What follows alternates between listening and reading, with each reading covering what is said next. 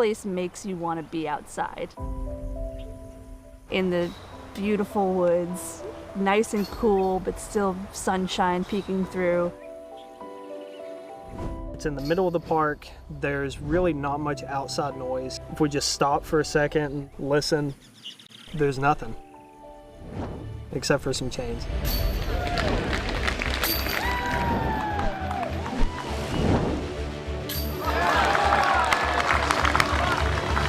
You've got to know what you're going to do on every single hole.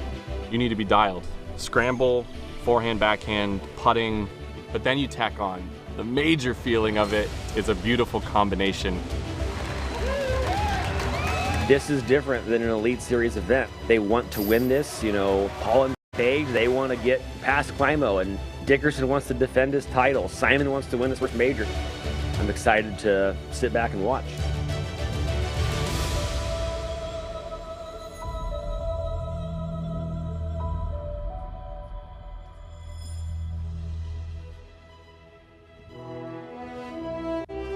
Could you ask for better? A beautiful springtime day in Appling, Georgia, as we prepare for the first major of the 2023 season, the PDGA Champions Cup presented by Bushnell. We are at W.R. Jackson, one of the most famous courses in the United States, as we take a look at the Canna current conditions. Even here in the early morning, already spectacular weather, 82 degrees. Light humidity, very little wind. And hey, let's jump right into it. Ella Hansen on hole number 1, putting for the only birdie here today, and she is on the board, picking up a stroke on the entire field. So Ella Hansen off to a great start. And as we get today started, Holland Handley, early one-stroke lead through 9. Lots of players hanging around at even par. And now we welcome you inside the broadcast booth. Hello, everybody. I am Charlie Eisenhood, joined by Zoe Andyke and the Hall of Famer Valarie Jenkins.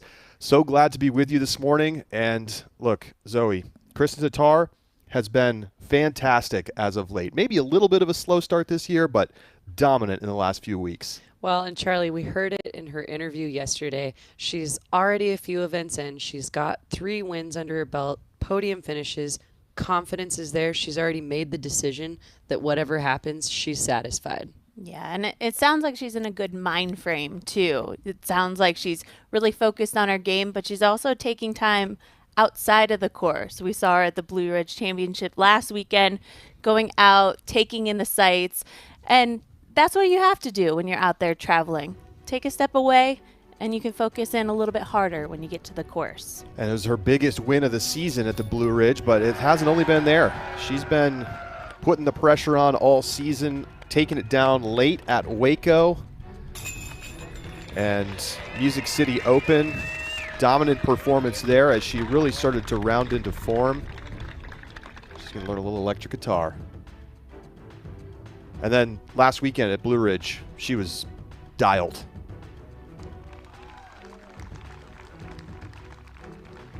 So she gets off to a huge victory at the Blue Ridge Championships. And Kristin Tattar is on her way to the hole number 1 here at W.R. Jackson. 3 wins already. She didn't win until Jonesboro last year. Can she win the Champions Cup? We'll find out coming up.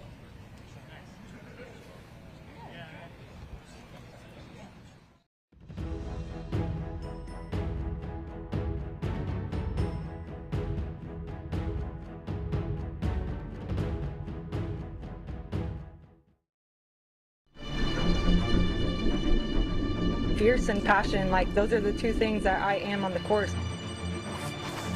You hit a tree, scramble, get back in the circle, get a par. It's a birdie, look, but it's a long one. What a make.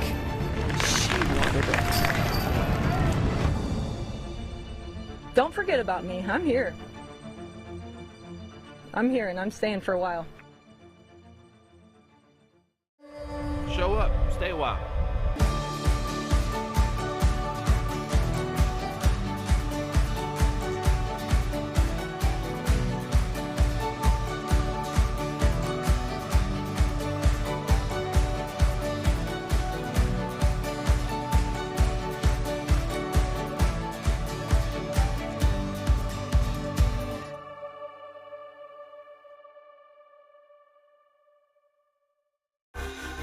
At Discraft, we don't wait to see what develops.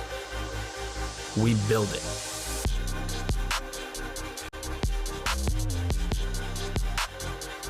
The future is in your hands. Kyle Klein stepping up for the birdie on 18. Your Open champion, Gannon Burr.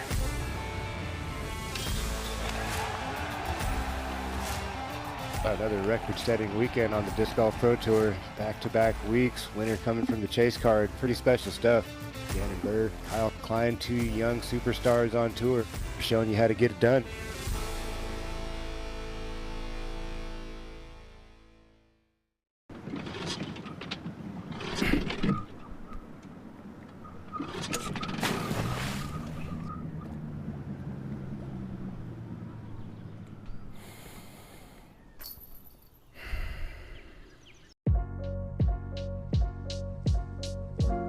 Your rating is one of the most valuable things you get with a membership.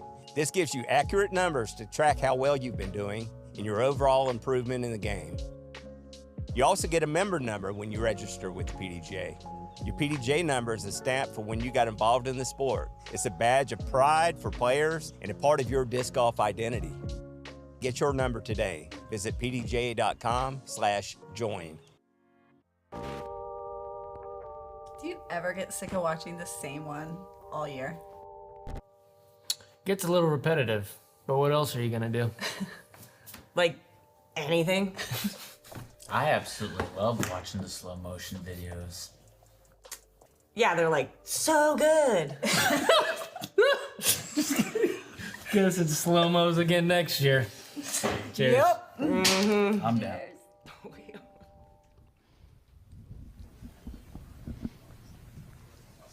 Kristen Tatar and the second feature card getting ready to tee off on hole 1 as we welcome you back to the Disc Golf Network's live coverage of the first major of the season. Tournament Director Nate Heinold and the Professional Disc Golf Association, we welcome you to W.R. Jackson Memorial Course at the International Disc Golf Center for the 2023 PDGA Champions Cup presented by Bushnell. For the 9:37 tee time, first off the tee box, from Sioux Falls, South Dakota, two-time world champion, Katrina Allen.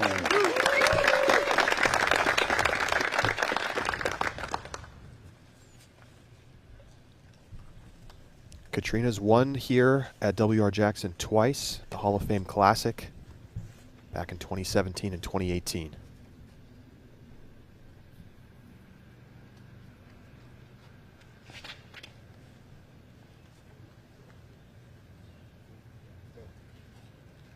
Very nice. And just like W.R. Jackson will provide all weekend, Next a up, great shot, and you Los just Angeles, hope that you've got a California. clear line to the basket from there. Owen Scoggins.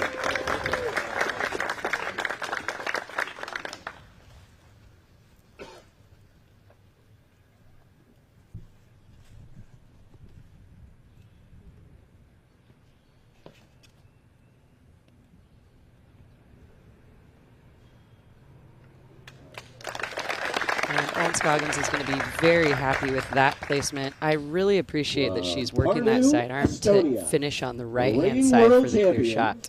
Kristen Tatar.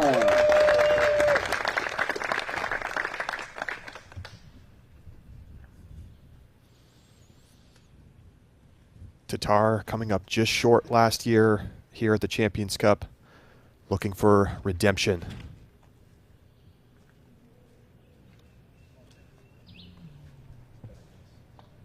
And she's opting for that wide line. It looks like she's going to find herself off to the right-hand side of the Beacon, fairway. New York, Missy Gannon.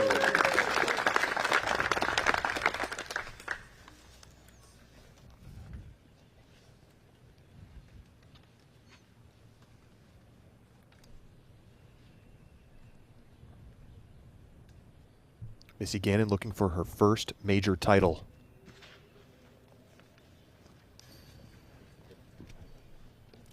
And similar to Kristen's shot, looking like the nose angle diving to the right, so she'll find herself just off the fairway, it looks like.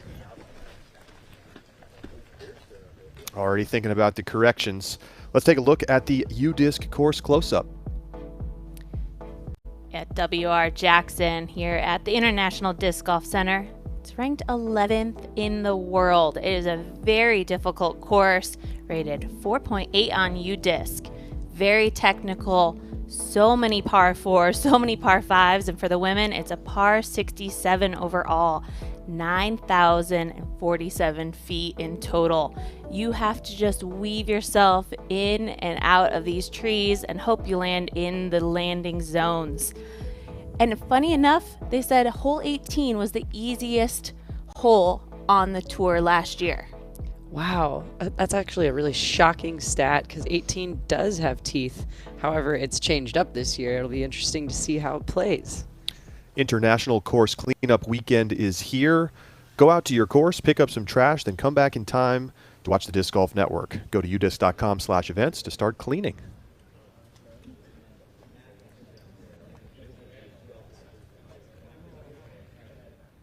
What's it like walking down fairway number 1 here at W.R. Jackson?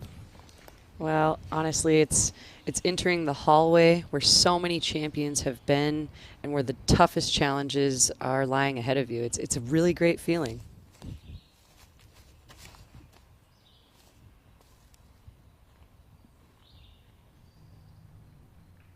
It's nice to see Missy adjusting her shot there. That was much smoother. She didn't torque over on it.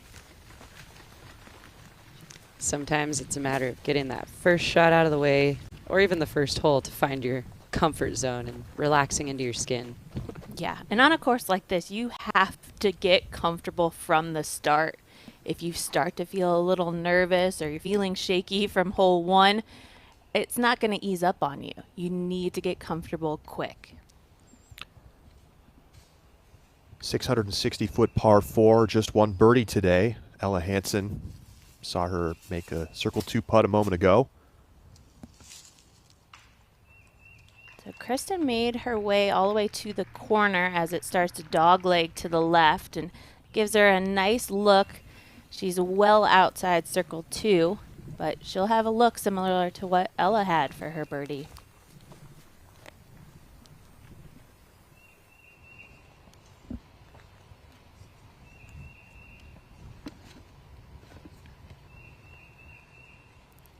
And Owen has a clear shot up to the basket here, just having to weave those final trees to approach the basket.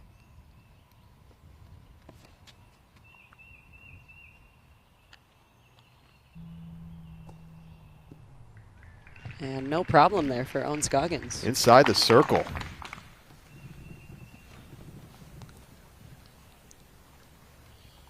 Two great flex forehands to start for Scoggins.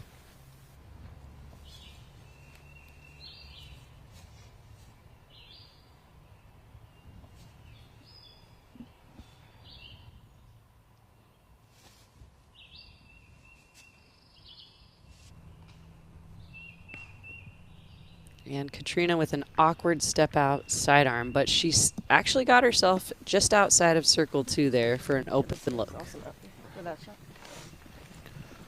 Let's jump to hole 11, where Holland Handley is getting set to tee off. Currently tied for the lead at 2 under par.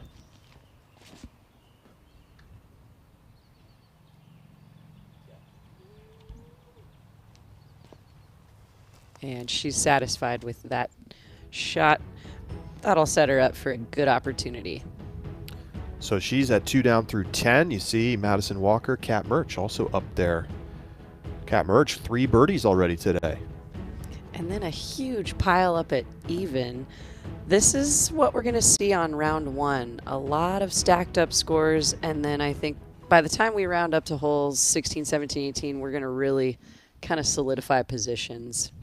And what I noticed, a lot of those were just players just getting started, so they haven't found the trouble yet. Hot round here last year was a 5 under from Kristen Tatar. So that's a mark to think about today. A couple holes have been shortened slightly for the FPO field. Gannon's 3rd. And a powerful attempt there, but she's going to have a circle 1 putt.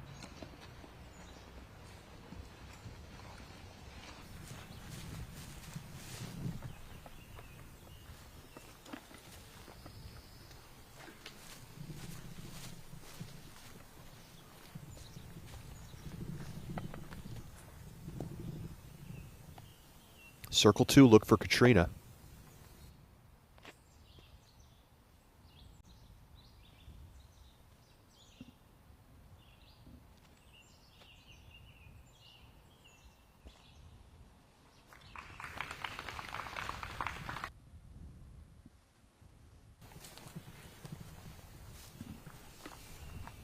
So she'll have a short putt for par.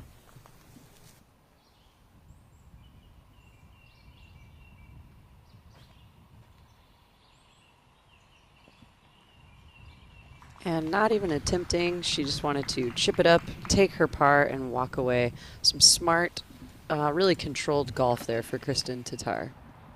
Yeah, let's not bring in any drama early in the day. Oh, and so close for the birdie putt. So Holland will take a par on 11.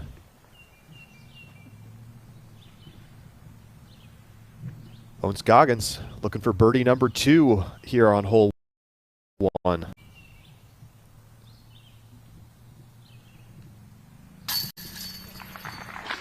And you can hear the birdies singing in the background. Owens Goggins joins Ella for that difficult hole 1 birdie. There were no birdies here on 1 in rounds 2 or 3 last year. Wow. So this is an excellent bonus birdie. Missy for par.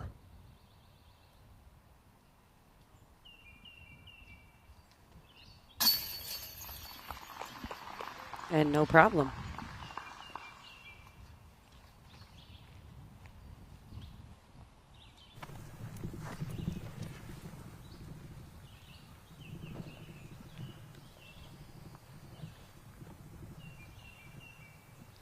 Tatar to begin her Champions Cup with a par. So that's how the world champion gets started.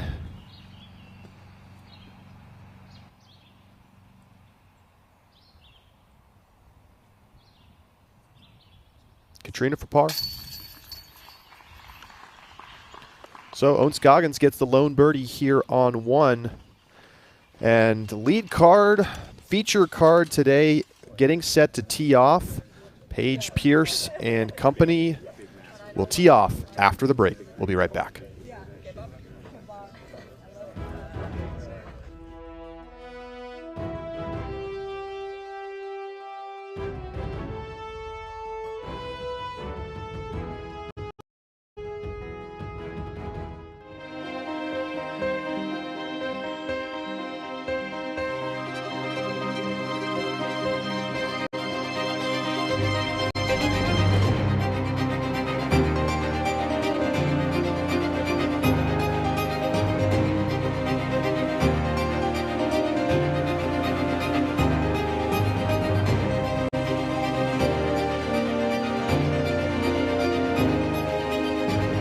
What makes the Halal Guys so deliciously different? You might have heard of our famously long cart lines that NYC fans happily stand in. Today, with over 100 plus restaurants across the globe, we are your place to experience authentic American halal. Enjoy our delicious falafel, Euro sandwich, platters, and sides topped with our famously flavorful white and hot sauces. Order online today and taste how we make different so delicious. The Halal Guys, bringing something deliciously different to the table. Join the Paul Macbeth Foundation's Builders Club to help bring sustainable disc golf experiences to people and communities around the world. For a small monthly donation, you can help us make a real impact. Your donation will go directly to making a difference. By becoming a monthly subscriber, you'll also receive exclusive updates on our work, special offers, and discounts. So join us today and make a difference with the Paul Macbeth Foundation. Together we can make a big impact, one small donation at a time.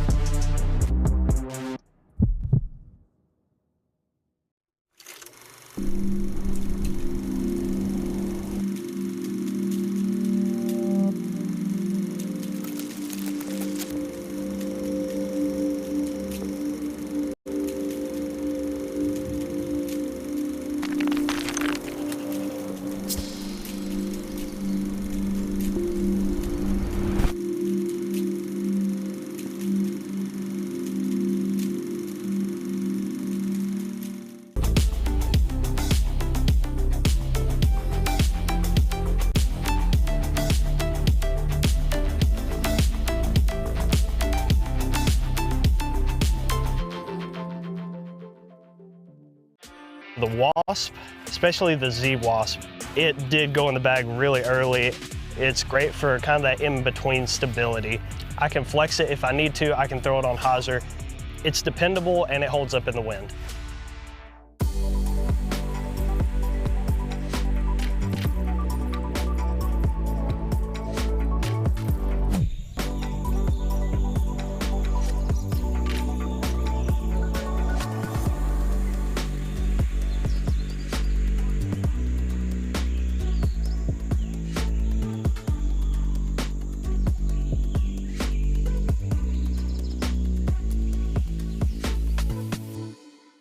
All of us at Bushnell are excited to be here for the Champions Cup and very proud to have been a part of this since day one. We want to say thank you to the players and the fans for supporting the event and joining with us to push the sport forward. Yeah, I'm in pain most shots, not really putting, so that's good. Hopefully I can just get close and make my putts. But yeah, for what it is, it's just like pain in my shoulder and my elbow. It's I had a PT tell me it's like tendonitis in my rotator cuff, and so yeah, I think I'm just gonna have to take some inflammatory like ibuprofen or something like that and try to hope the pain's not there, because when I do feel the pain, it makes me compensate for it and throw different, and that's not gonna work out, especially on a wooded course. Yeah. I'm like, man. They told me not to even play the event.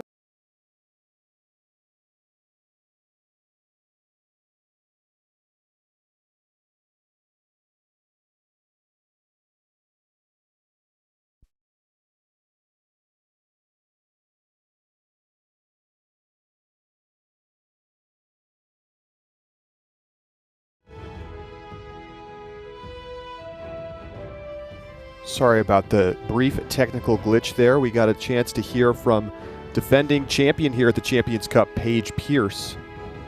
And she's not at 100%. Yeah, definitely dealing with some pain. We might see her ease up on a few shots, but we know that she's relying on putting today, in the Professional Disc Golf Association, we welcome you to the W.R. Jackson Memorial Course at the International Disc Golf Center for the 2023 PDGA Champions Cup, presented by Bushnell. For the 9:52 tee time, first off of the box from Pensacola, Florida, the defending champion, 5-time world champion, Paige Pierce.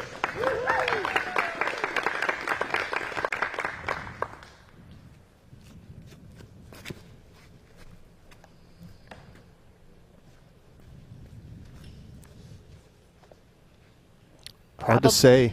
Probably the worst kick you could get. Yeah, off to the left is even more thickly wooded than the right.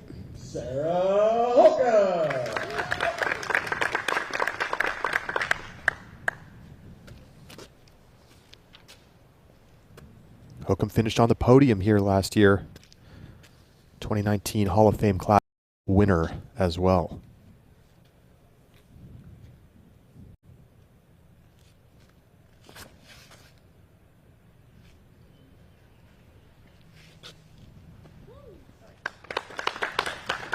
And a very smooth, great shot right up the fairway for Sarah Holcomb. Next up, from Rauma, Finland, Hannah Blue.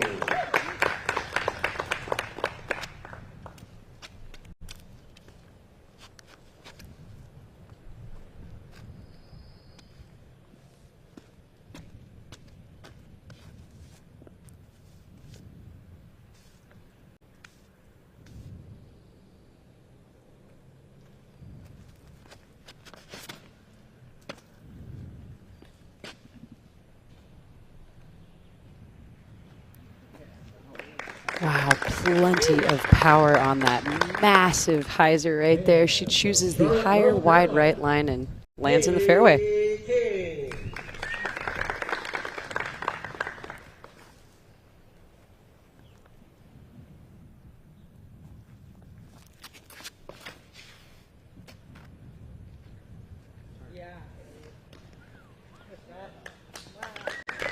opposite of what we just saw, the inside line for King, and that lands on the left edge of the fairway beautifully.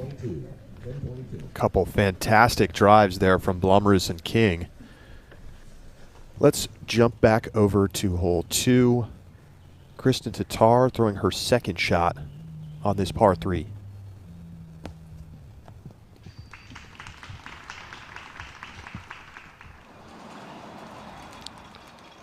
To the 12th, par 5, Holland Handley on the tee. And she opted for a very aggressive tee shot there, but unfortunately gets cut down early. Back to 2, here's Katrina Allen putting for birdie.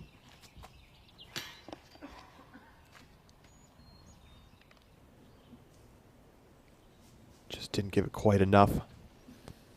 So here's Paige from the woods on the left, very tough. Yeah, she's just trying to get to the corner. We saw many of our drives land, and that's actually a little short. We'll see if she's pinned up against that tree.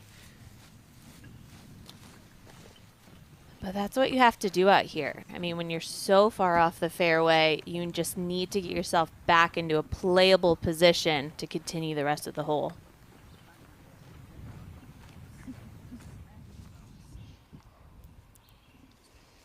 Back to 12.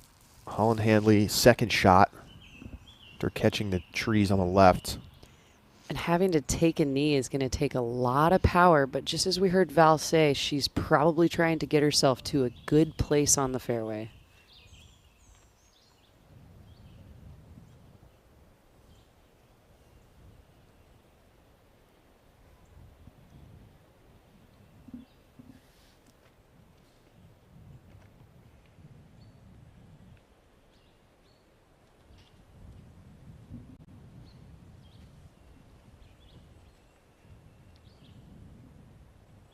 Bit of a tricky angle here for Sarah Hokum.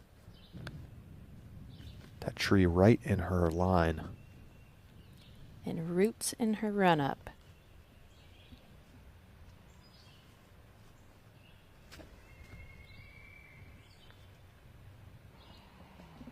One of the more difficult sidearm shots to throw, and I believe Sarah has found herself in the fairway, just off to the edge. She was able to use that turnover forehand to great effect last year here at WR Jackson. In position, that's fine. And she seems satisfied.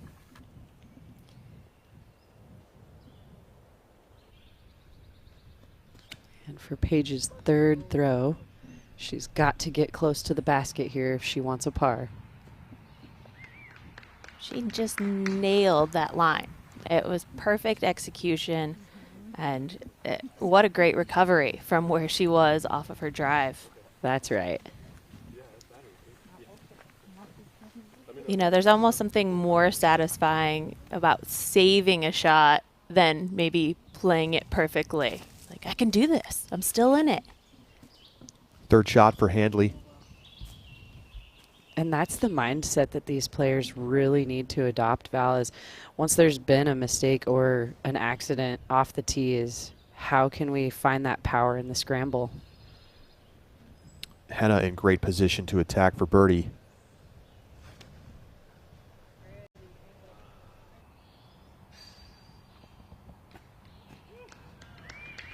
What an excellent shot. Stand still, full flex with a mid-range. And I mean, that worked out. That's the closest second shot we've seen. Let's take a look at it. On the Zuka replay, so smooth from Henna Blomroos. I mean, when you have your drive so far down the fairway like she has, you have to be aggressive and get that shot close and just perfection. She has a skill set that could really work out here at WR Jackson. Haley. Wow, also a really great upshot for King. These girls are hungry for the birdies on hole 1. Well, you really couldn't ask for better conditions for scoring today. Temperatures in the 80s, 0 wind. And speaking of birdies, Kat Merge, 4 straight to take the outright lead at 4 under. And that is a smoking hot score for the front 9 at WR Jackson. Yeah, I was looking at scores from last year, and it seemed that players were having a little bit more trouble in the front 9 and then a lot more birdie opportunities in the back. And so for Kat to set herself up in this position, she's looking good for the round today. Setting the early pace with 5 birdies in the front. Tatar just catching the tree on the corner.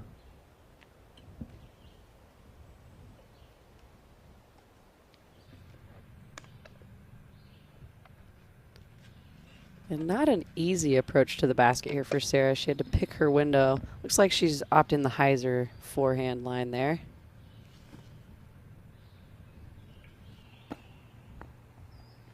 And smooth.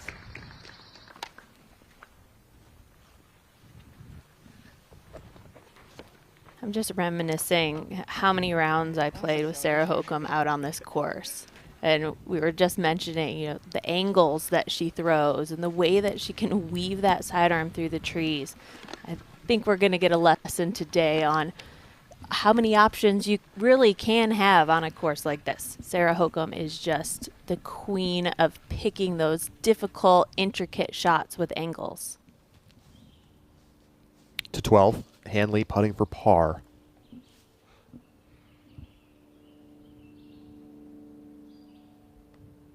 To remain 2 shots back of Murch.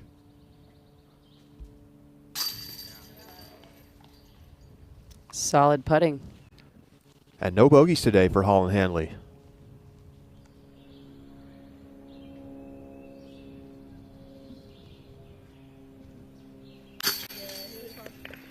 Haley with a great birdie to start. Won her first major last year at the U.S. Women's Disc Golf Championship.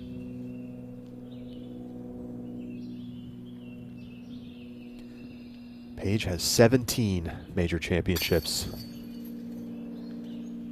Off on the putt. And Paige will tap out for her bogey.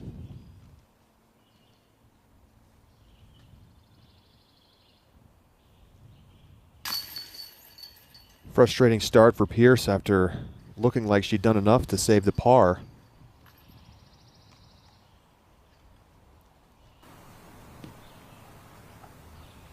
Hokum for par.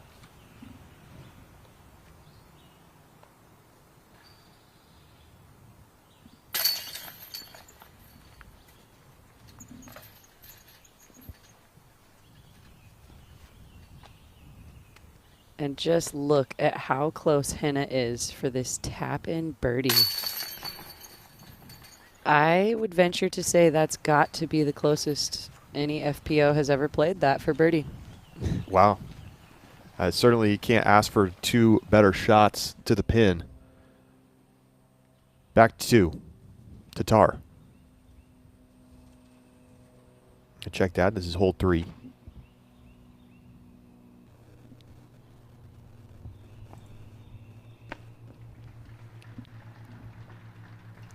And a great shot there for Kristen. She's inside of the circle. Birdie putt coming up for Tatar. Here's Scoggins on 3.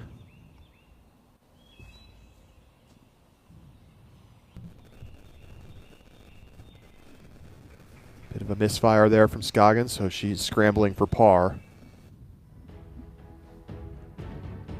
And let's take a look at Val's keys for the Champions Cup, brought to you by Black Ink Discs. Well, we see on hole 3, landing zones are crucial. There are a lot of dog legs, either to the left or the right, but landing yourself in the perfect position is going to be very important and what they should focus on.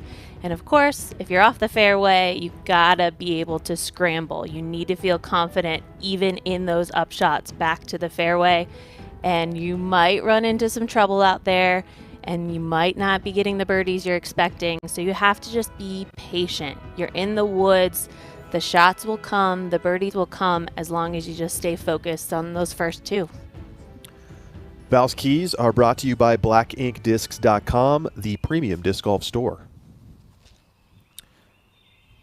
Katrina's 3rd shot on the par 4. Well done. She's going to take par. So Henna carved up hole 1.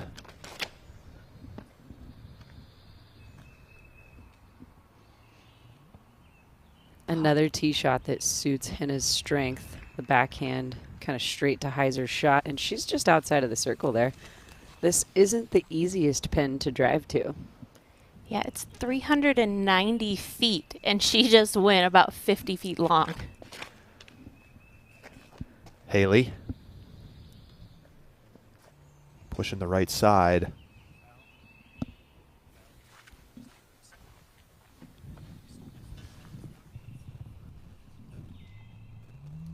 Scoggins, third shot on 3. She'll have a tap in par. Hook 'em on the tee of 2.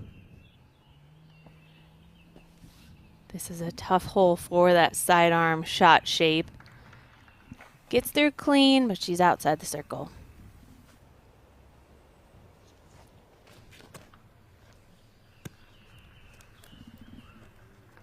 Paige rips a backhand. Well, looking pretty good right there. And I think she's looking to take that bogey stroke off the scorecard. That was a perfect drive. And of course, after missing the putt on hole 1, you know, the closer she can get it, isn't that what she said in her interview? The closer you can get it, and then she can make the putt. That's right. Here's Tatar for birdie.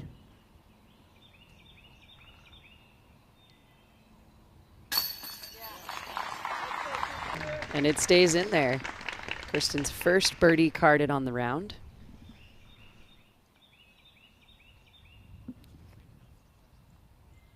Katrina for par.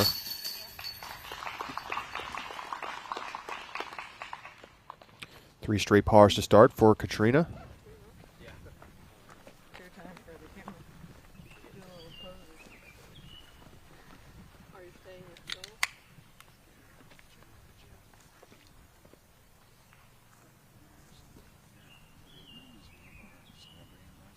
Going to be interesting to see where scores end up today.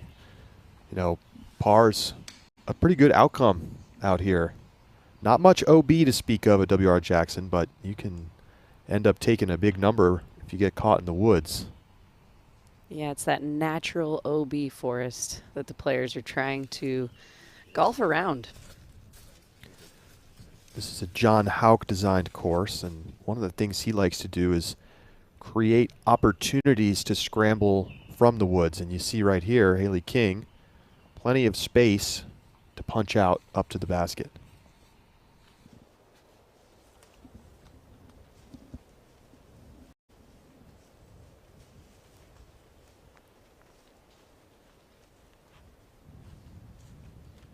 I'm liking Haley's style today.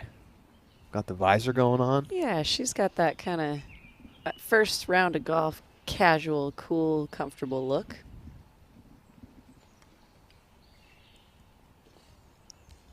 We see Jonathan Poole on the bag there for Henna. We've seen him show up to caddy for her over the years.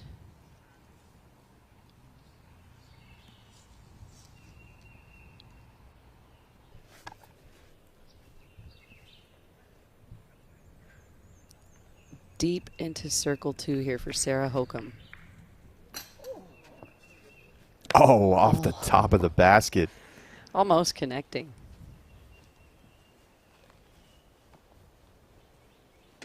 And I feel like that's a confidence builder. You know, knowing that it was right on line, she just has to work to adjust the height. But if you give yourself opportunities to make those putts, you know, you're going to continue to try and make those putts. And that's how you can really take advantage of this course and score low. Great position here for Henna.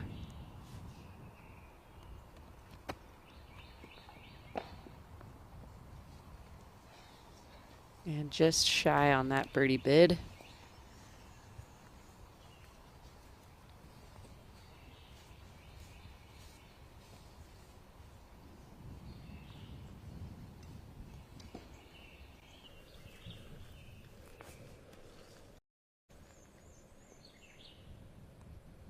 Only 3 birdies today on hole 2. Haley in for the par. And that was a good up and down for Haley. And I can't help but notice that both of her putting strokes just look so comfortable, so smooth. Paige to get back to even and make it 4 birdies on 2. And she does it.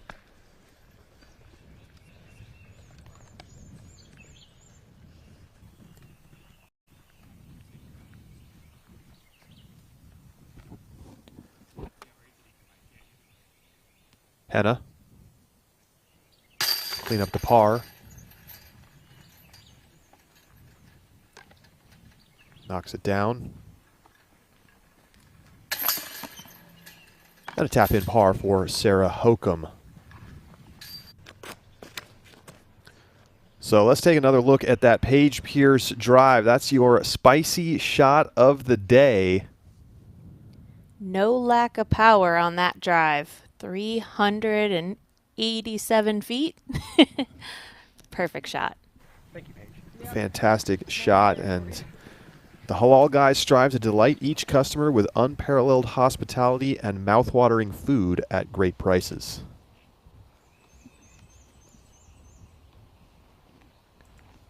Here's Tatar on the tee of 4, par 3. Dog leg to the left.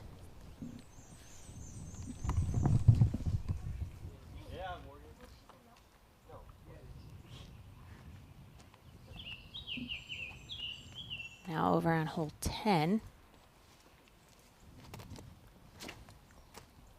Slight turn to the right. You have to choose whether you go inside or outside of those trees. She chooses the direct route. Scoggins on 4.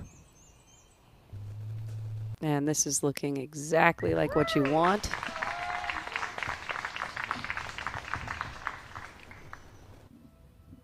Beautiful drive from Scoggins.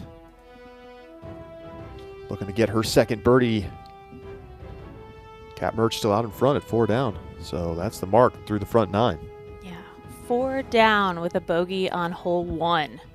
So she kind of got those nerves out of the way right off the bat and then was able to string up the birdies. She birdied 5 through 8. Pierce.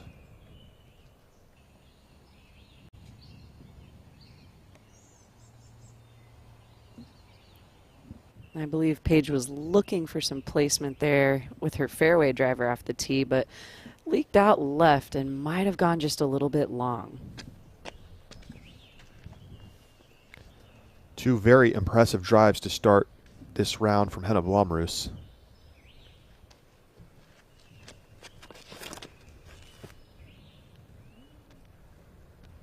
And opting for that big aggressive line. Henna's definitely got the power for it. She might have gotten a small cut roll out to the edge of the fairway there.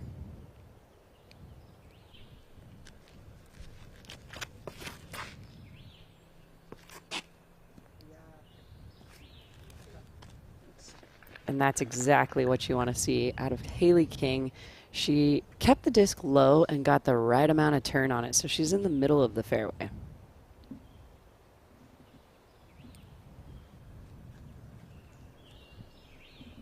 Oakham will show us the forehand line.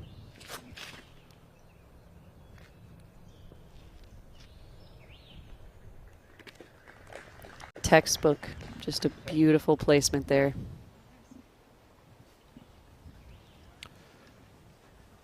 So Sarah Hokum's best major finish last year, 3rd place at the Champions Cup. Some players seem to show up here and just level up their game. Kat Mertz on 10, this is your leader.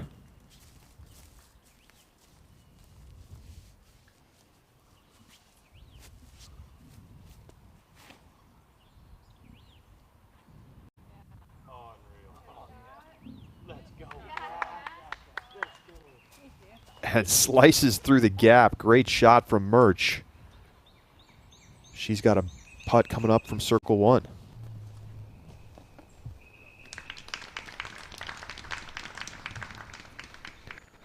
So Tatar will have a tap in putt for par. As we take a look at the overhead view of hole 3, and we see where our feature card drives landed, that blue area, that is the birdie zone. So everybody actually made it into the birdie zone here. And we know that hole 3 has been one of the thickly wooded holes. And it actually is just cleaned up more and more every year. All of these ladies have an opportunity.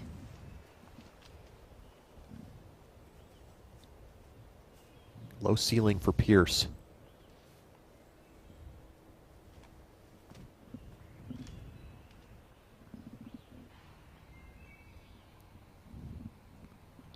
And that looked very athletic.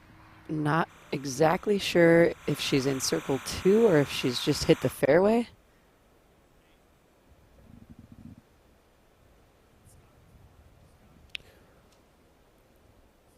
Let's jump to 4. Owen Scoggins looking for her second birdie of the day to get to 2 under. And Owen Scoggins doesn't miss from this distance. I think her eyes were probably closed too. Yes.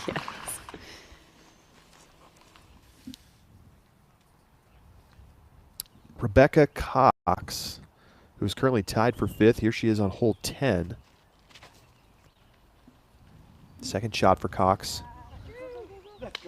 Over on the left-hand side, giving her maybe a more open look, but definitely using that advantage off the drive.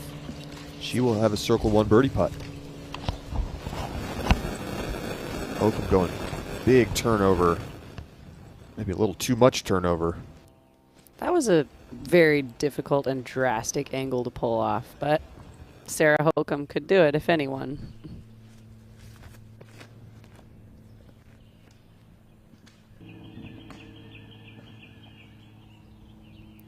Just a barely unlucky late hit there for Haley. She's well up the fairway in circle 2, though.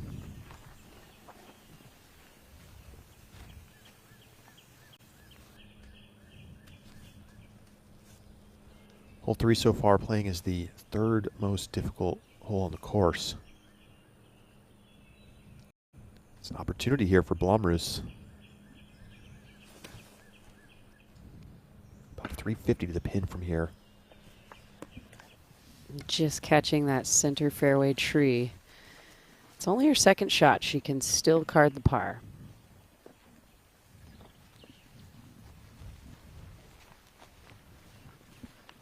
And of the 2 birdies that we have seen on this hole today, from Deanne Carey and Kristen Tatar, they both had to make a circle's edge putt to get that birdie. Let's send it down to the 4th member of our broadcast team, Brian Earhart. Brian, it sure looks like a beautiful day out there. How is it? Charlie, I'm walking up the fairway of 3, and it's almost like you enter a different world when you get to this section of the course. The sun starts to creep out, and these towering pine trees just stand so tall. It's almost room temperature out here with just a little warmth from the sun, and the wind is completely down. Everyone is having such a good time out here. What a nice morning.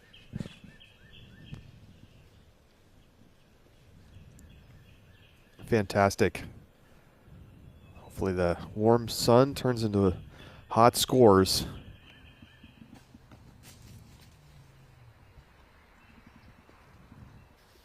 Blomroos has that left for par.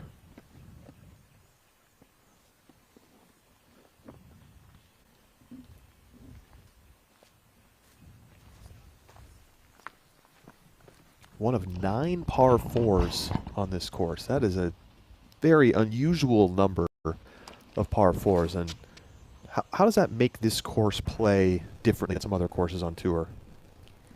For me, when I think about this course, it's all about strategy. And every player that comes out here, they have a different mentality of how they're going to attack the course.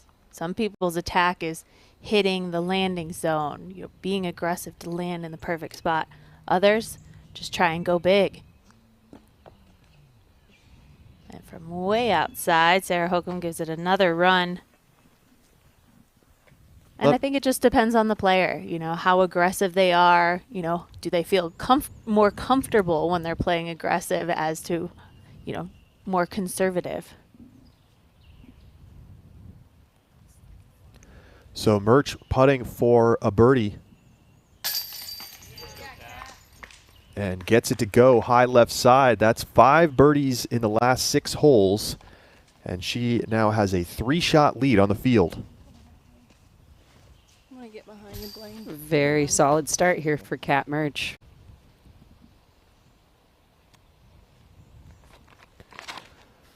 We go to the 5th, Tatar on the par 3.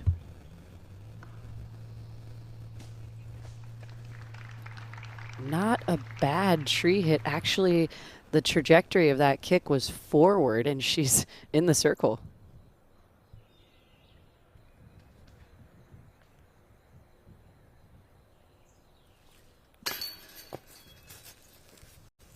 Oh, and Henna just a misses little left. lack. I feel like on that stroke, maybe just a second of holding her follow through might have ensured that that disc would stay in. She's going to be putting for bogey.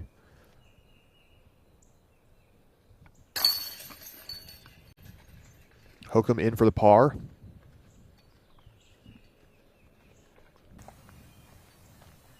Three straight pars for Sarah Hokum.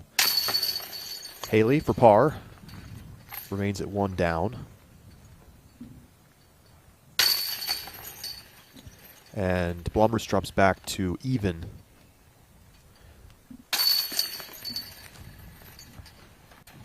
Par for Pierce as well.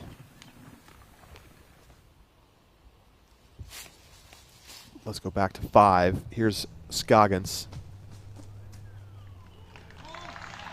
Excellent, excellent approach there. That's the way to get up and down. So Scoggins will drop in for par, and she'll be at 2 under. 342 feet to the basket. Slow turnover to the right.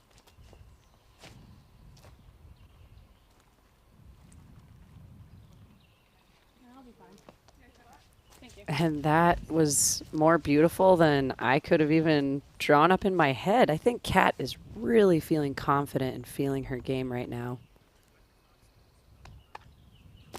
Rebecca Cox coming off the birdie. She just got to 2 under, so she trying to get 3 birdies in the last 4 with another here on 11.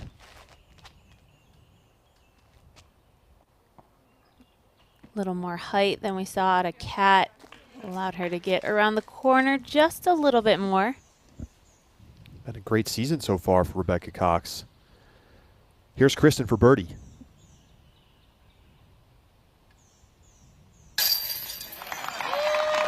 Oh, you bet. No problem. And that was such a great visual of the elevation on this. She's lower than the basket, so this is an uphill putt and around circle's edge. It just shows how much power Kristen Tatar has out of that standstill straddle putt. Great look at it on the Zuka replay. Here's Pierce.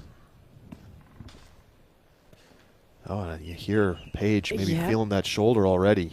Definitely heard some yelps there. Favorable kick off to the edge of the fairway, but certainly not what Paige was looking for.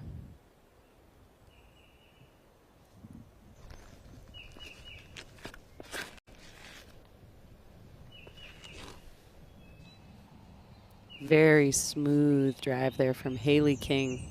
She'll have a birdie look.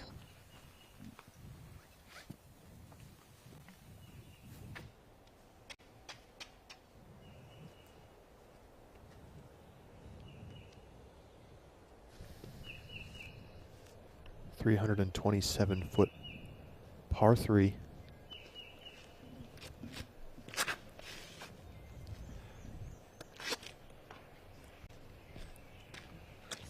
was a great drive from Sarah. Just held a little bit too straight. We went from a dog leg severely to the right on hole 3, and now we're going dog leg to the left. So she had the line just a little bit too long.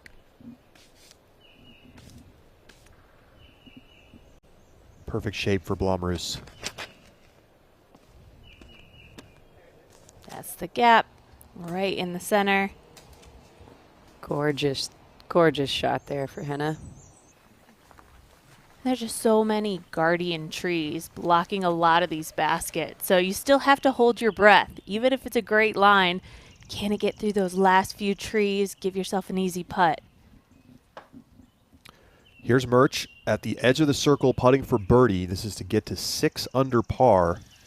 And again, a hot round last year was 5 down.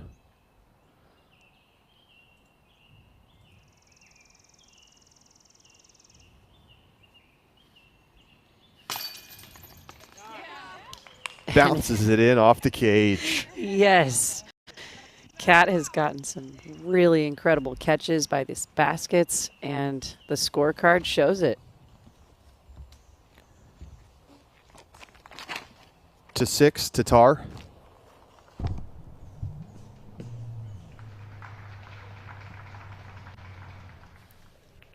Two very distinct routes you can throw on that hole. And Paige is just pitching out there. Looks like she'll still have a little bit of work to do for her par. Circle 2 par putt coming up. Here's Rebecca Cox for birdie to get to 3 down.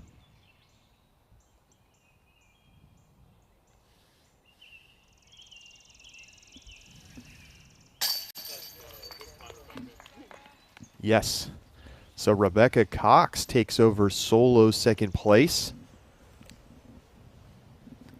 And think about it. Rebecca Cox had all pars to start off the round. She didn't get her first birdie until hole 8. Talk about being patient. Now she's getting her round going, and she's moved up the leaderboard. She and Kat Murch playing on the same card. Getting the birdie train rolling. That was a difficult approach for Sarah Hokum, and she executed it nicely. She's in the bullseye. To 6. Scoggins on the tee. And I was mentioning two very distinct routes can be taken here. We don't see too many up the left side, but Owen's forehand is perfect for this shape. And her overstable discs never fail her. She got some good ground action there. She's going to have a circle 1 birdie putt. Oh, Haley just coming up short on the bid. This is a par look for Pierce.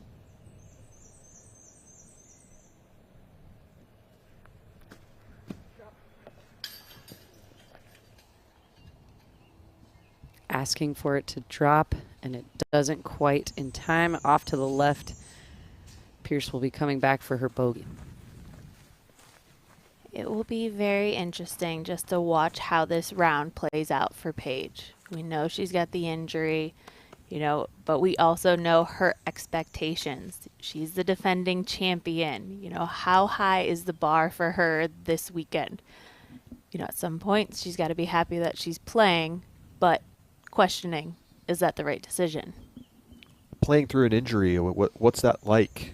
You've surely been in that spot at some point in your career. Unfortunately, yes. Yeah, I had a knee injury, and, you know, it just gives you, it's something else to think about. You know, you already have a million things that you're trying to focus in on while you're playing a course, especially a course as difficult as this. And so it's just tough to kind of keep those doubts out of your mind and focus on the task at hand. Pierce for a bogey.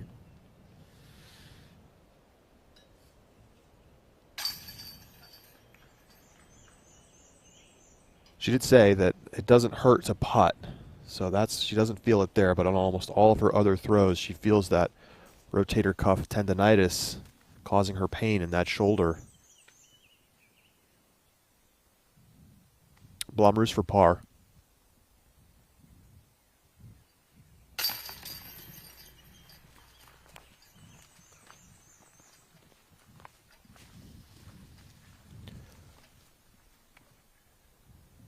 So Henna remains at even, as does Sarah Hokum.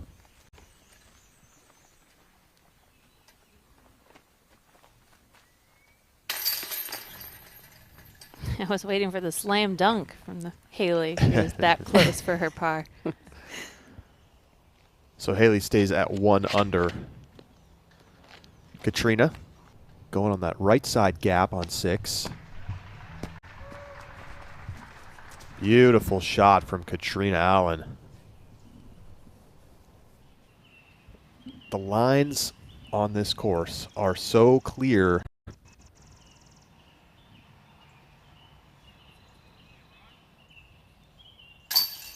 Emily Beach. A big putt there for birdie. Fighting back after some early bogeys, now 1 under par. Here's Tatar.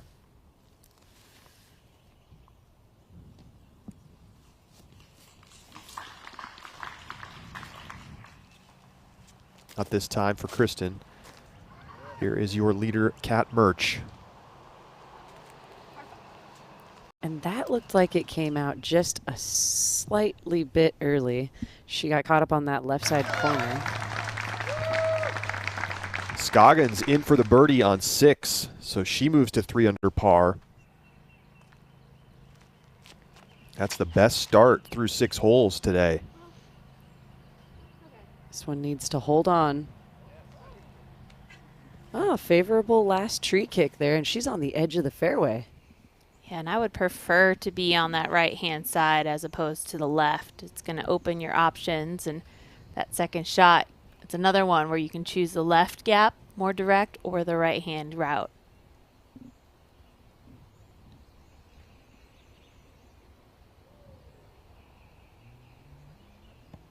What a beautiful follow there from Haley. Hits the line perfectly. Wow. And she's up on the level of the basket. She doesn't have to deal with an uphill putt, but she might have the hill behind the basket to think about. Hokum.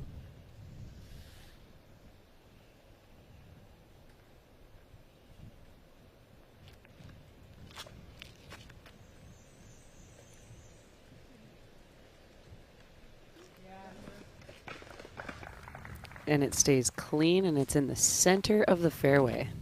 Great shot for Hokum.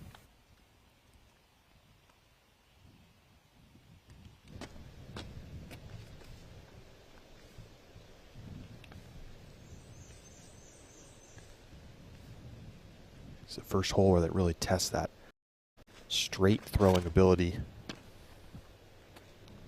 Yeah, I all of a sudden feel like I'm at Horton's Nest. Like, what course are we playing? This is certainly one of the tighter fairways that the players have to hit right off the tee.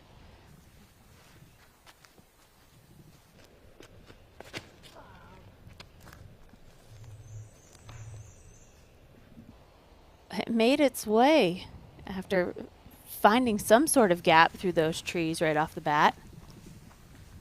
Yeah, there's a little grip lock right away. Could hear Paige's reaction. She didn't like it. We'll see if that's causing her pain or how she'll hold on. To Allen on 6. Ooh, off the band. Katrina's been just slightly off the mark on her putting. A little high, a little low. Hopefully she can find her stroke. Has to settle for a par after a great birdie chance. She's at 1 over. Tatar. This is for par.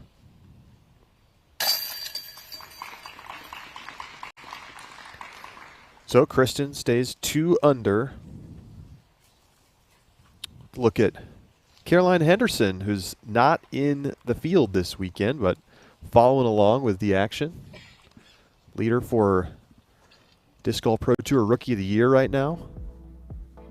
And if you're not in the event, you're definitely going to want to be watching the event. I mean, that's some of the best education you can provide. Scorecard starting to heat up a little bit. Owen Scoggins 3 under through 6. Even better than Murch, that many holes. Early leader Holland Hanley's all the way down in a tie for 4th. It is quite stacked up, but she has had a bogey-free solid round. Here's Murch throwing her 2nd on 12.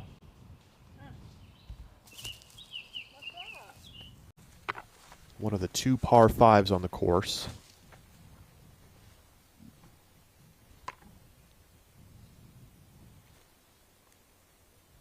Another long distance look for Hokum.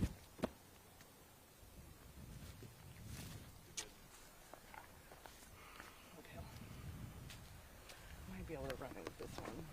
Uphill. Yeah. That's okay. Because it's not going to turn as much up that hill. Oh yeah, you were talking about yesterday. It doesn't come back. That's why you had to switch. Yep. I think uphill. Sarah just hasn't had a circle one birdie putt yet.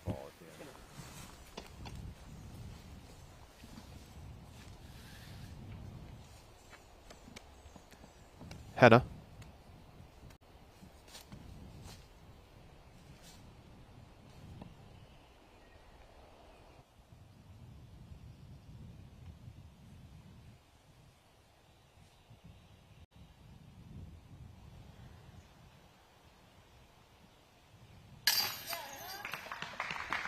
Drops it in left side. Great putt for Henna. I'm thinking her putts looked a little shaky so far in this round, and knowing that there was the hill behind, she had to fully commit to this putt. There's no being nervous. Page in for the par.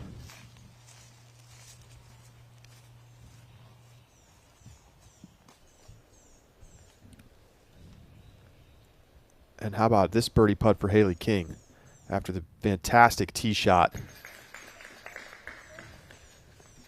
Gets to 2 under par.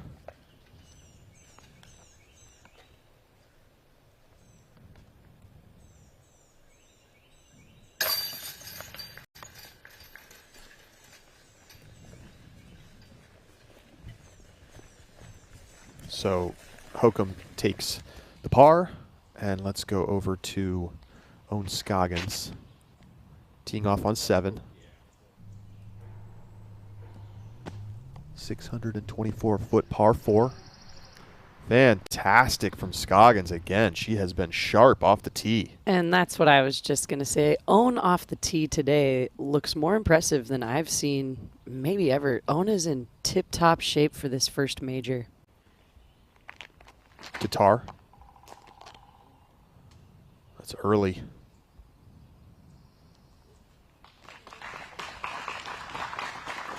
Cummings gets through on that left side. Rebecca Cox throwing her second shot on 12.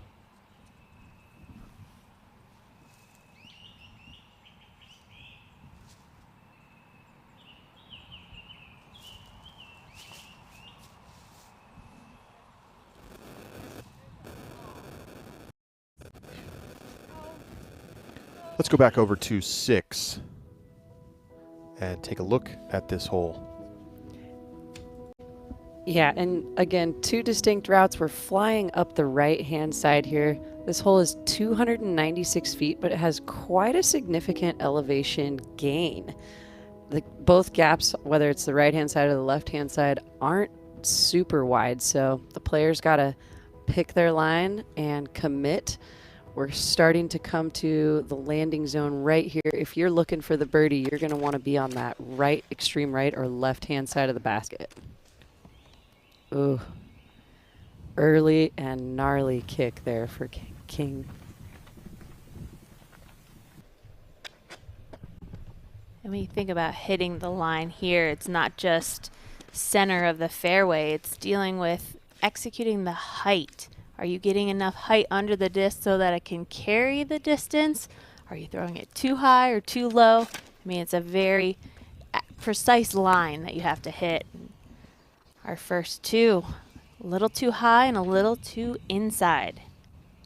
And even though Henna turned her back on that shot, we didn't hear a tree kick. I'm wondering if she might have snuck through to a little further up the fairway anyways.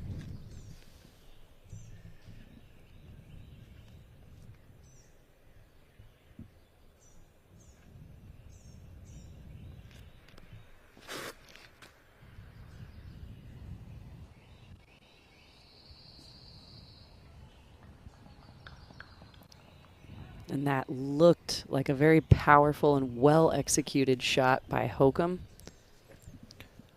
Brian, I want to ask you about Paige Pierce's status.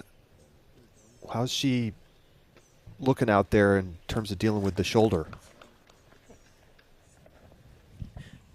You know, Charlie, I really haven't seen her paying too much attention to the shoulder. She's actually been in a pretty good mood out here. And honestly, when we're looking at her shots, she doesn't seem that affected. I mean, she threw a fantastic recovery shot on 1 to get up to the basket. She threw a great drive on 2. She kind of came over to me on the fairway of 3 and kind of laughed and said, "You're going to be proud of me, Brian. I'm throwing a lot of my flippiest stuff today." So I think she's doing all right, to be honest with you.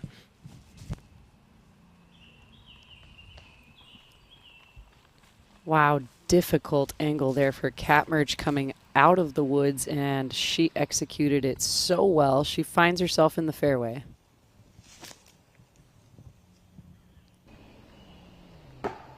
King snapping a forehand right to the basket. Wow, what a shot.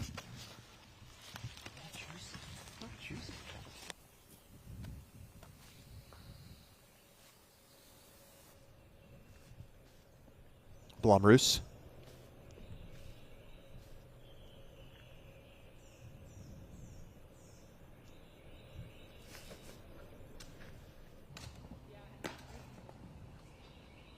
Great shot right there. Extreme angle and extreme height in order to curl around those trees, and she's right underneath the basket. Scoggins on the 7th.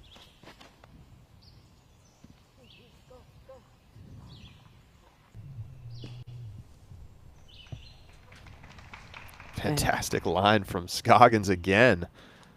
She's going to be putting for birdie from circle 1. Rebecca Cox, 3rd shot on 12.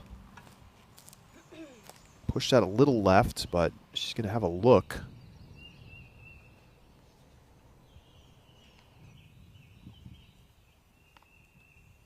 Another tricky putt for Sarah Hokum. Trying to get one of these to go down. Wow, that's her 3rd one of those, and they are all so close. Definitely going to start dropping soon.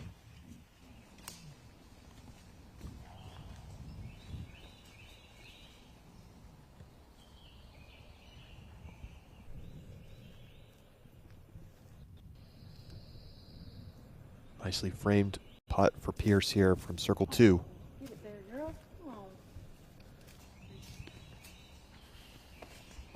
Little self-pep talk there, lacking a little power on that putt. To 7. To Tar for birdie. To get to 3 under. With that straddle ease, putt yeah. is locked in. With ease. Again, it takes so much power to execute the uphill putts. She does it so well. A commanding comeback putt there for Paige. Great putt from Paige. I didn't realize how far it actually went past, but that skid on the ground. Every putt's important, even if they're for par. King, after the great approach, puts in the par.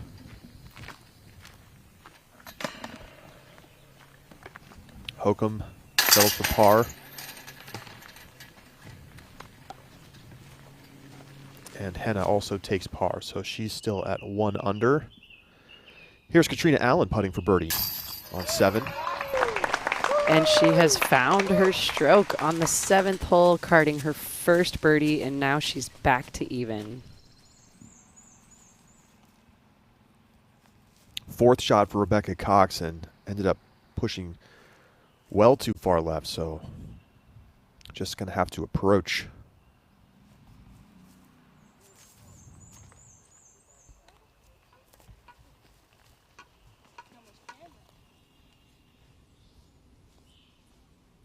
Par putt coming for Cox. Here's Scoggins for par on 7. Oh, that was for birdie, excuse me. And oh, a terrible roll. No. The first of the rollaways that we've seen this weekend. A lot of these greens are placed on hills. This could happen a lot. Cox putting for par.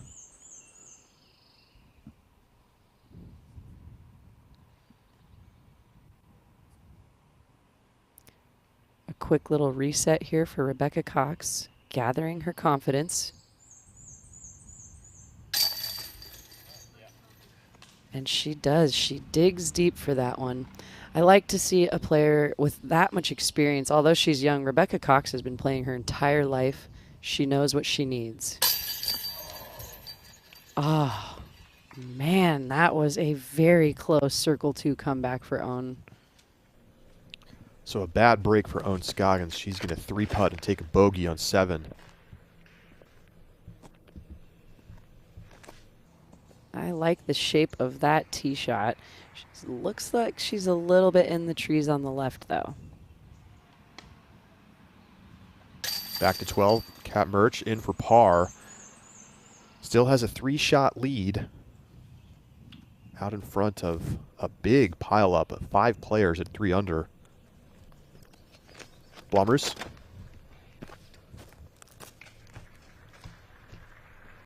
That came out way too early. Henna instantly didn't like it out of her hands.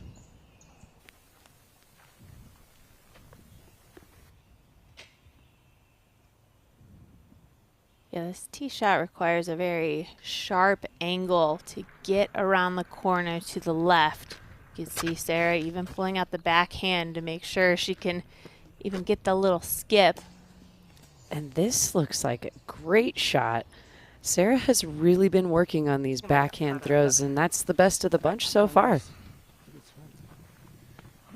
Yeah, it's in play. She's in the biggest landing zone, and she's going to have several options. Oh, almost a good rollout, but she's stuck right behind those 2 trees.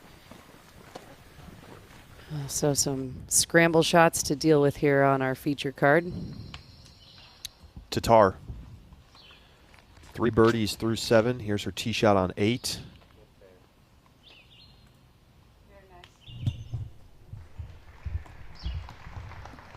Can't ask for better than that from Tatar on the par 5. Here's Murch on 13. 350-foot par 3. and if you want the birdie on 13, sidearm is the play off the tee. That huge flare skip at the end is going to be what puts her close to the basket. It's one of the holes that they've shortened the pin position after that hole went birdieless 3 of the 4 rounds last year. 3 holes have been shortened for the FPO field. Blomroos.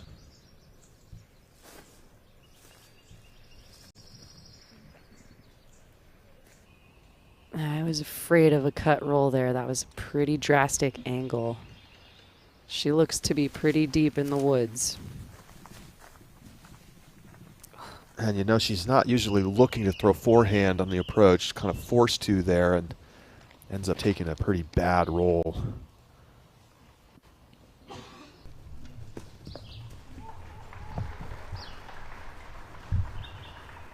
Oh, the crowd seems to like that shot. It was hard to tell if she would land in a good placement. Scoggins, excuse me, Rebecca Cox.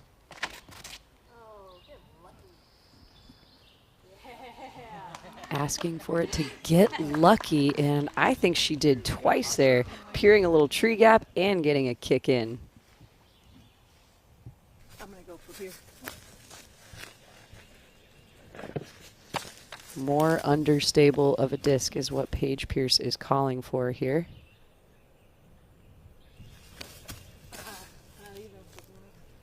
High five.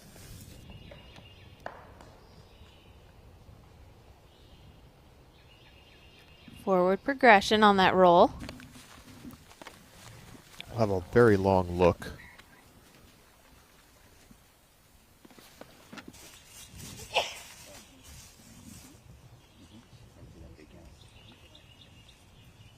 Brian, we heard Haley King talk in the press conference about the fact that she's been working out and adding a lot of strength, and that she's been focusing on trying to kind of rework her form. What are you seeing from Haley out there? So I talked to her during the press conference about that, and she mentioned that nothing technically is changing about her throw. But as we've all known, she's been very tall and very, very skinny for a very long time, but I'm noticing she looks physically stronger now. All that work is starting to pay off for her. And the big thing that I noticed was the tee shot on 5 absolutely rocketed out of her hand with so much spin. So now she's going to be able to really slow down, keep everything more controlled, and she's going to be able to throw way more tight lines with still the same amount of power. Pretty scary stuff. Great stuff, Brian. And yeah, she's certainly throwing the disc beautifully today. That's right.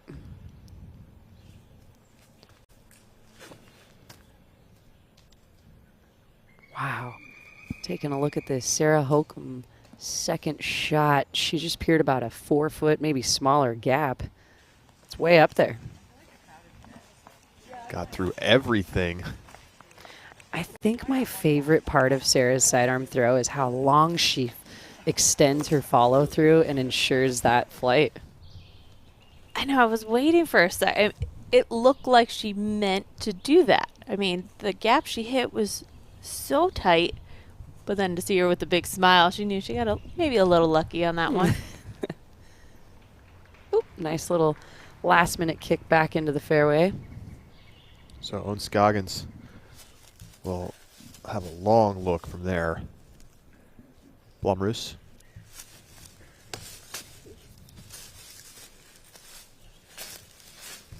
Found an early tree. When scramble goes wrong, that's when strokes can add up quickly. Second shot from Cox on 13. She'll have a tap-in par putt.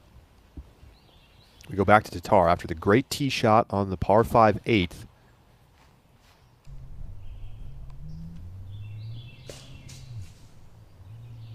This is such a narrow fairway, the entire length of this par 5.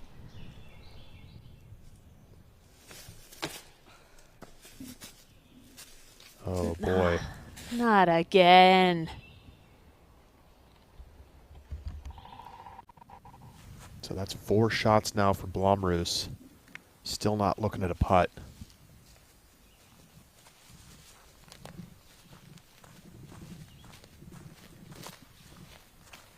But finally, back in the fairway.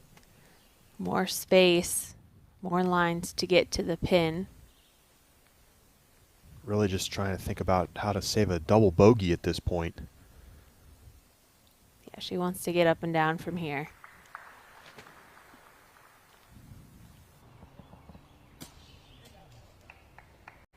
And that will do it. She is in the bullseye.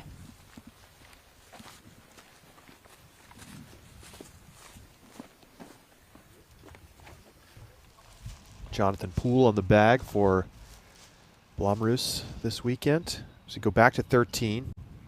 Merch. Oh. Just off the right side chains. And I'm wondering if Kat may have given a little hug or a kiss to each of these baskets. They all certainly are trying to catch her discs. It's looking good. It's looking perfect. She is 100% C1X putting and almost getting a stat for C2 there. Paige thought she was going to hit that tree on the right, but actually she's parked there. Should be a tap-in. That will be a par putt for Pierce.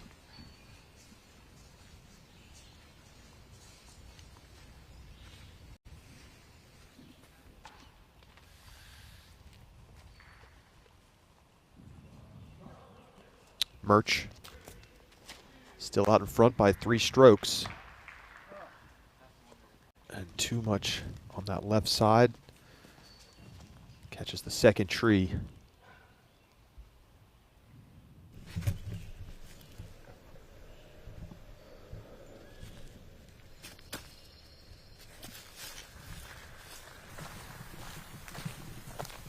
And that's good shape for Haley. That'll be a tap-in. Holcomb with another long look. Tap in par coming. Probably starting to feel a little frustrating. Hasn't had one go down yet for birdie. A lot of attempts, though, that were very solid. I don't know, maybe frustrating for some other players, but this is very typical Sarah Hokum golf. I think she'll finish many rounds where it's just pars all along the way. You know, she doesn't push it, she doesn't force it. The birdies happen, all the better, but she is a par golf player. And that's what keeps her in it. You know, she doesn't make a lot of mistakes. She's not being too aggressive. And that's why, yeah, she's such an experienced player, and that's what pays off all these years later.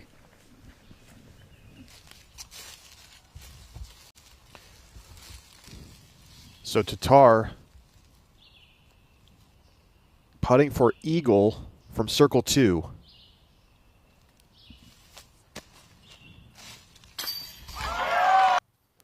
Oh, yes, that one falls right in the chains. Wow. Cans the eagle putt. That is your Sunstein patented putt of the day. A little jumper dead center for Tatar. Big fist pump there and running it in. You got to know that those are the big confidence boosts that you want at W.R. Jackson. What a shot from Tatar, and thank you to Sunstein LLP for that patented putt of the day from Tatar, who moves to 5 under into solo second, 1 shot back of Murch.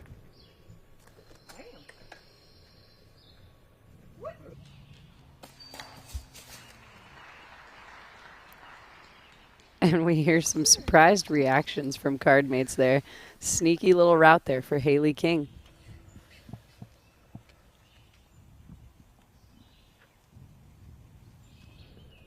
This hole is just so tricky. A lot of elevation loss off the tee. We're taking a dog leg to the right early. And so many times I found myself thinking I peered the tee shot. You get down to the bottom of the hill and you're behind trees. I think that this is one of the most surprising, kind of for the negative surprise, when you get down to your tee shot. In the disc at, then you're relying on that elevation and that hillside to land you in that perfect spot. Paige, just ideal positioning there. Right in that high Anheuser line, dead center in the middle of the fairway. Could attack for eagle from there.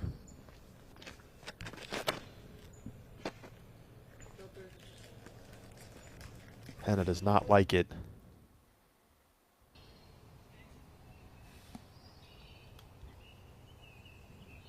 No sound can be a good sound here in the woods. So it seemed to have traveled through the trees. We'll see if it popped out on the other side and made it to the fairway. But regardless, she got some good distance.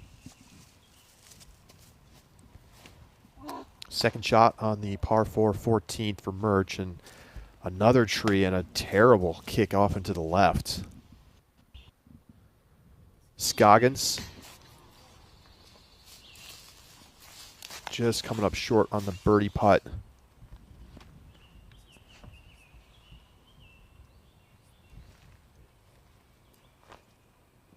Becca Cox throwing her third.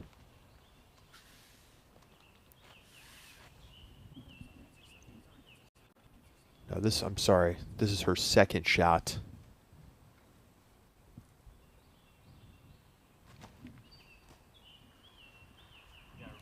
Great follow through, knowing that tree was right in her backswing. She had to kind of do a fadeaway follow through, and she got incredible power on that. Tatar 1 shot back of Murch. Murch in trouble up ahead on 14. And that is the drive Kristen was looking for. Beautiful shot. 510-foot par 4 there for Tatar. We go back to Murch. Third shot. Trying to get back on track in the fairway, and she's leaked off to the right this time. First struggle hole for Kat Murch. And that's one of the original holes. It's more worn in. Very wide open fairway compared to a lot of these holes. So it's surprising to see her having issues finding the fairway. Like this, medium stability. Mm-hmm, mm-hmm. I need to turn a little bit.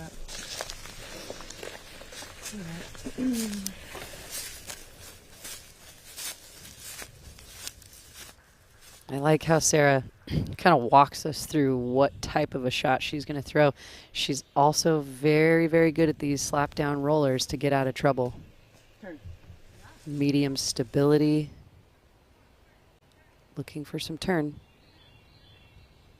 Okay. It's in the middle of the fairway. Nothing to complain about. Not a lot of distance there, but she's in good shape. Back to 14. Kat Murch throwing her fourth.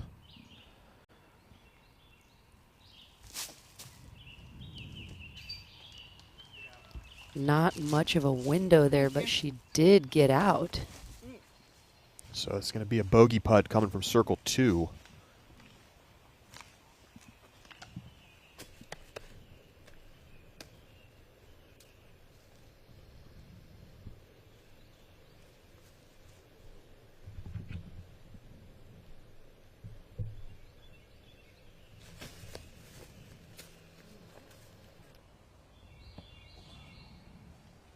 What a shot from Blomroos. Wow. Yeah. That was absolutely what she was looking for.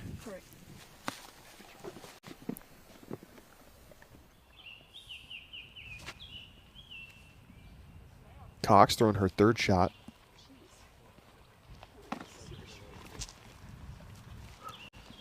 Still a bit of a putt there for par. Second shot for Owen Scoggins. And she's onto the green on hole 9. She's going to have a putt for birdie.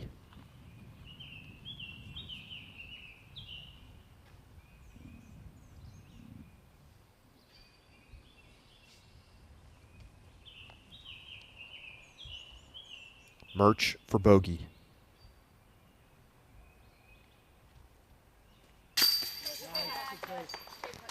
And it was clean and right on the pole, hyzer angle, very sure putt there from Kat Murch. So she drops into a tie with Tatar for the lead at 5 under. Right there. Yeah. Paige is just skimming past these trees. Beautiful drive, and she's got an opportunity there with that second shot.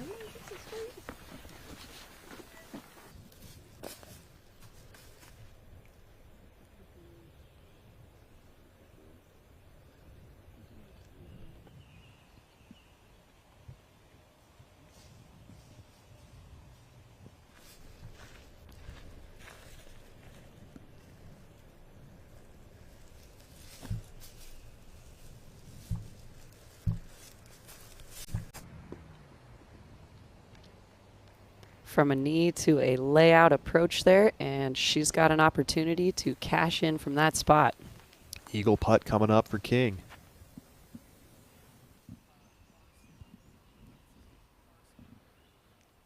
Back to 14 for par from Rebecca Cox.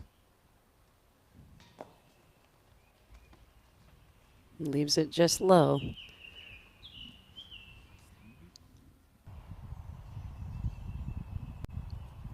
Tatar. Second shot on 9. Pins it. A little bit of a roll, but short putt. That's for birdie.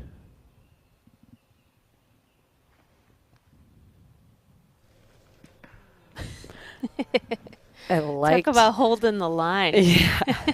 Good form and style there. So there's a look at your scores, but these UDIS scores are behind because particularly that second feature card, we know Kristen Tatar's up at 5 under after the Eagle. If you're looking for up-to-date current scores, PDGA Live.com has up-to-date scores at the moment. So tied at the top at 5 under. Blomroos, third shot on the par 5.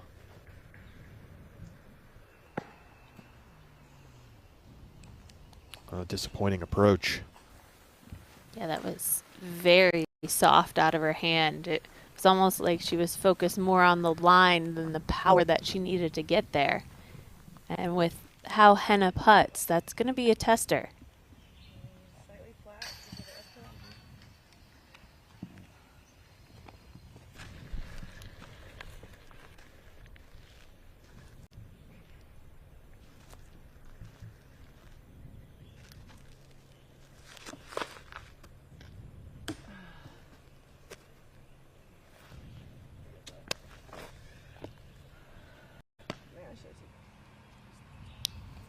Frustrating for Hokum.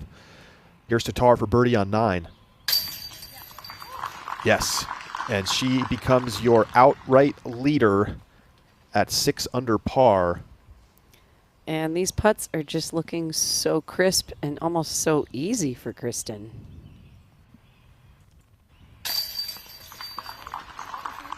Owen Scoggins.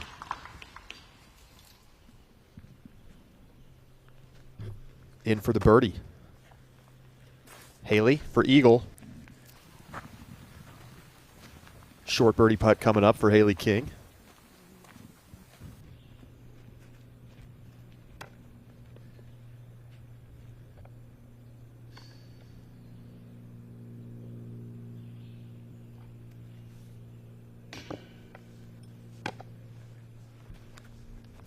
Well, a lot of metal, but not enough chain so far for Sarah Hokum.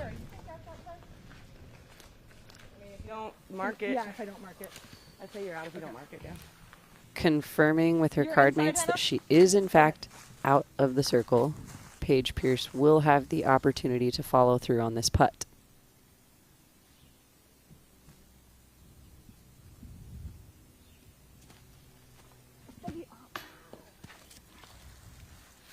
And as Charlie just mentioned, too much metal, not enough chains on this green.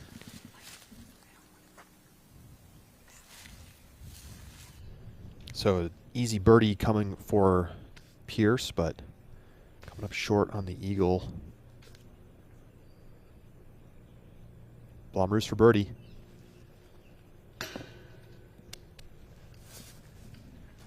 Also just coming up short. So we're going to have a whole lot of tap-ins here on our feature card.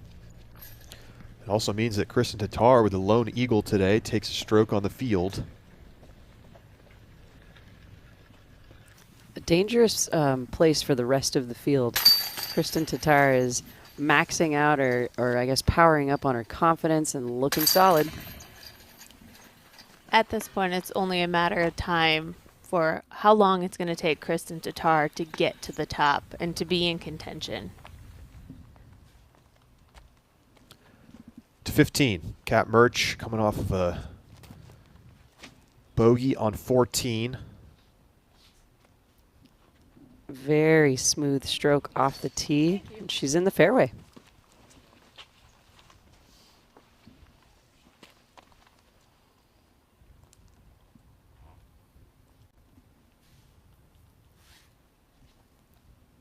Cox also coming off the bogey, currently sitting at 2 under, tied for 7th.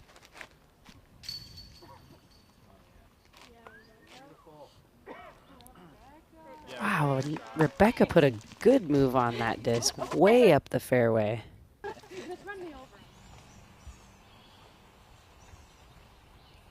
Tatar 4 under in the last 3 holes, teeing off on 10 as the outright leader.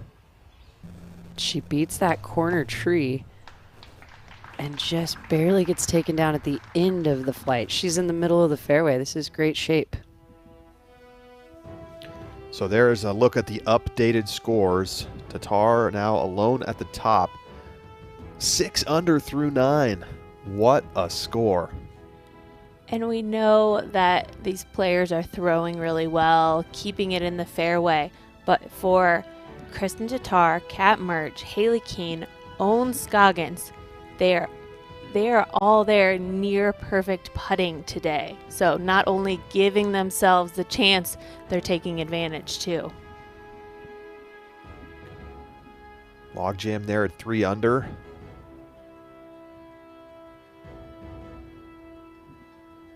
And even being under par at all has got you inside the top 10 right now. King.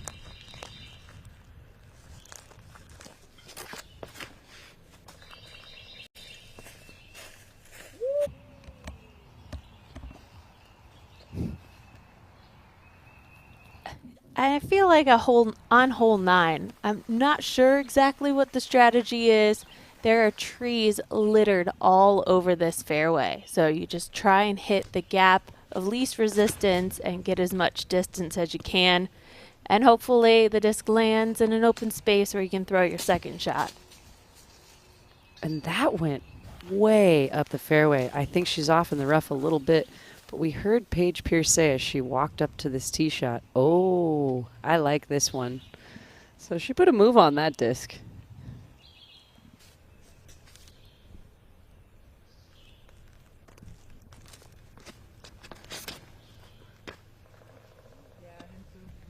Great shot.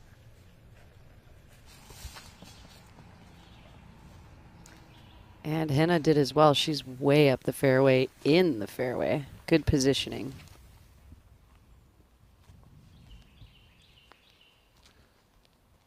Go back to 15. Second shot for Murch.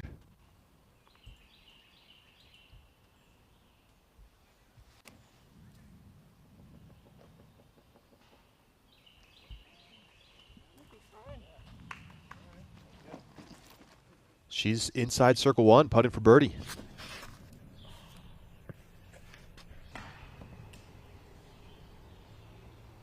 Oh, man.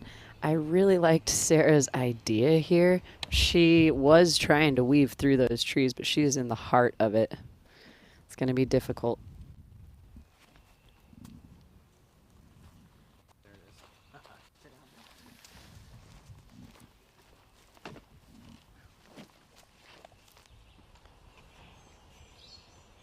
Still not quite on the green yet for Rebecca Cox. Scoggins on the 10th.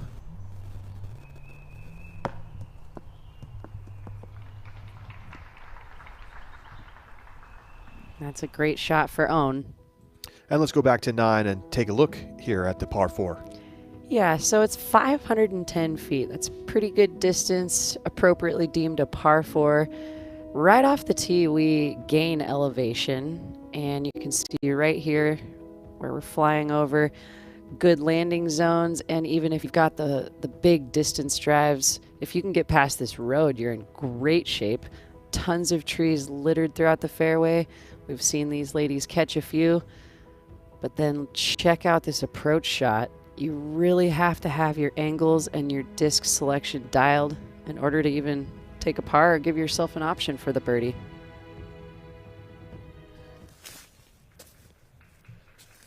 Wow. Great shot out of trouble there.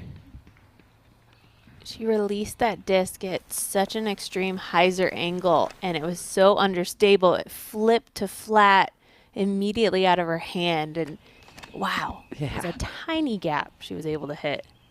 Second shot for Tatar. Circle 2. Long look for Kristen. Back to 15. Murch for birdie from distance.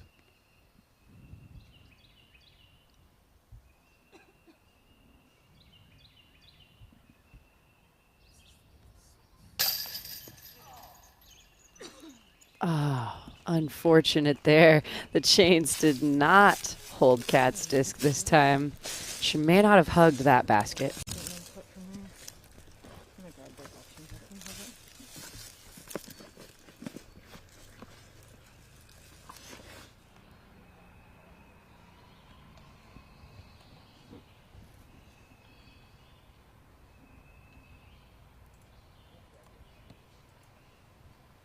And this is a really good camera angle to see, you know, Paige isn't that far away from the basket, but it's going to be difficult to get out of the woods there.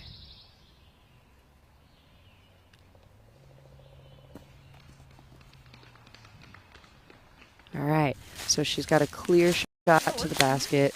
She's open and in circle one. Birdie putt coming up.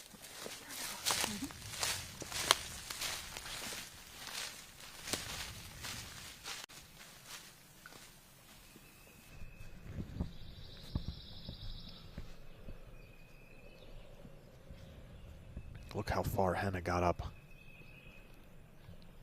I don't know if I've ever seen a drive get that far. So just a nice, easy upshot. Shouldn't be any work left for that birdie. That was so far up the fairway. Yeah. And we saw the flyover. We saw how many trees there are guarding the basket, and she had just a wide open look. And as good as Hannah's shot was, look where Haley is. Brian, what a drive here, huh? Yeah, just like I told you, Charlie. It is absolutely ripping out of her hand. Two of the best shots ever seen off the tee here from our FPO field, back-to-back on the same card. Unfortunately, Haley a little off the mark with the approach. So, tricky birdie putt coming up. And so, sometimes galvanized chains can get stuck together, and we saw a very experienced move there. Rebecca looked at that basket, saw some chains tangled, and untangled them for her putt. For birdie there from Cox, off the band and frustrated. Looking a little tentative in this 15 to 25 foot range. Taps in for par, remains at 2 under. Scoggins on the 10th.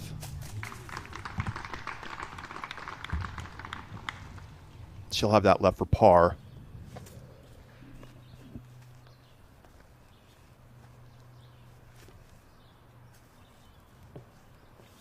And a little farther than bid worthy for Sarah Hokum. She just wanted to place that under the basket. Oh, just a little powerful on that. And probably less frustrated about the putt than the approach. He was so close. Pierce. To go back-to-back birdies. She's in, and she's back under par. Solid. We've seen two back-to-back really solid putts from Paige. Middle of the course, scoring well right now for the field. Henna taps in for a birdie.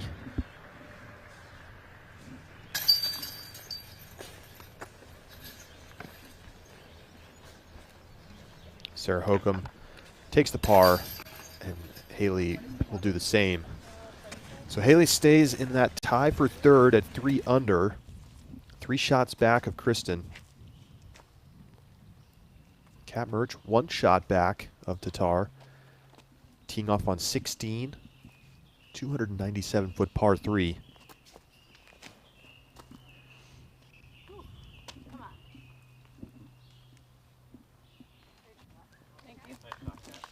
Thank you very much. Very good shot for Kat Murch. Katrina on the 10th. Knocks down the birdie putt, so she's under par. The putters are looking hot out here, and we're going to take a quick break on the Disc Golf Network. Kristen Tatar leads Kat Murch by a stroke.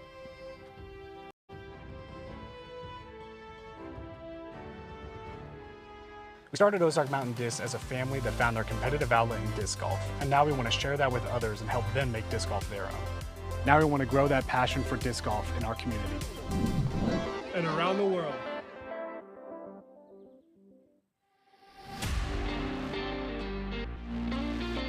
My favorite flavor of Double G Craft Jerky, easy choice with teriyaki. I love my sweet and I love my salty food. It's a great combination of both. Got to go for the hot boom sauce to give you that extra kick. Probably going to surprise a lot of you guys. My favorite flavor is actually the sexy sweet and spicy. I find it to be one of the best turkeys I've ever had.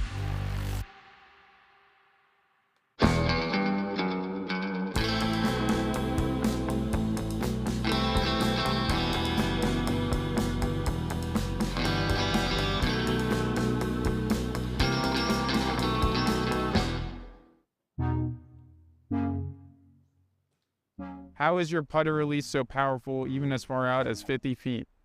A lot of the power on my putt is generated from like a little finger pop / wrist action at the very end. Hold a disc in your hand even when you're sitting down on a couch. You can kind of just pop it up. Try to like pop the disc vertical. Do this and just slowly practice getting it higher, and you're just really trying to use your wrist, not really your arm. That's how I do it, and that's a tip to how you can do it too. Usually before every shot, I have a little mantra that I say to myself, and that mantra is all the confidence in the world. When it comes to trying out these new discs, I know that when I'm gonna throw those discs, I'm gonna have all the confidence in the world.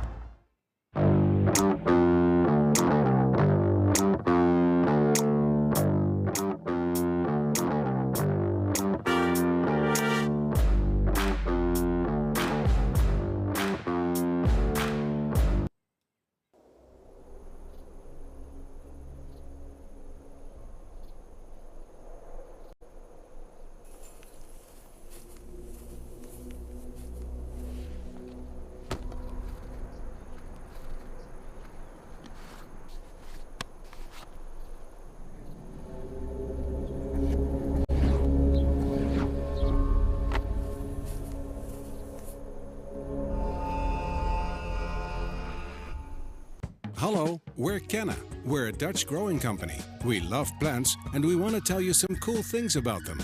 Just like humans, plants can communicate. They can sense when another plant is close. Plants look out for each other too. They warn neighbors about nearby threats by secreting substances. And studies have shown that plants love a good tune. We love and understand plants. Let our passion excite you too.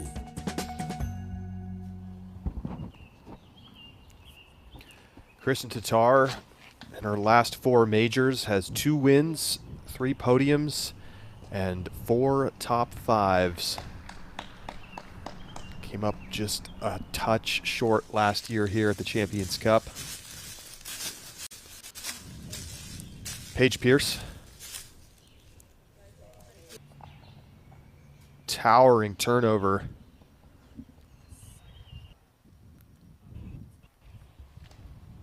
Scoggins, second shot on 11.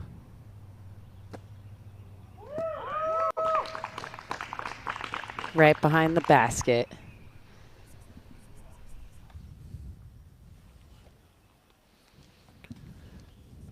And Kat Murch on 17, coming off the birdie on 16, tied at the top with Tatar. And that's a great shot for this hole. If you notice, this fairway is very narrow, and you don't have to break off a ton of distance. You do need to stay in the middle.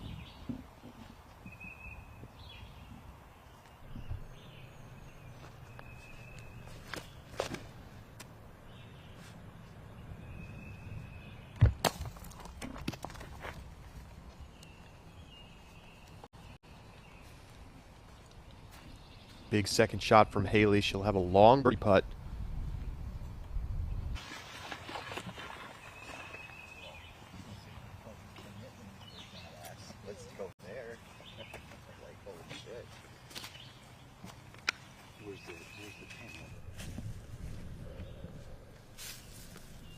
And I got that kick off to this left-hand side.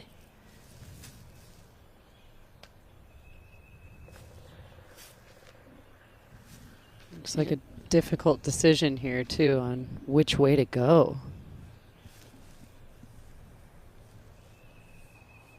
It would take a full throw to get to the basket. I'm glad to see her just pitching out into the fairway, getting back into play, and then from there she can throw it underneath the pin now that she's in a more open space.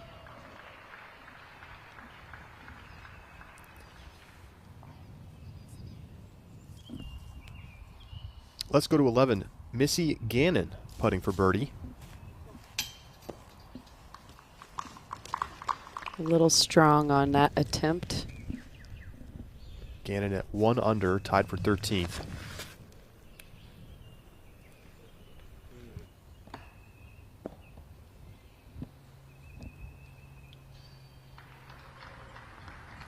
Well, another long look coming for Hokum for birdie. Another opportunity. Katrina Allen putting for 3rd straight birdie. You bet. Like I said, Charlie, she found her stroke, and now it's like it's guaranteed out of her hand. So Allen moves up into a tie for 3rd place.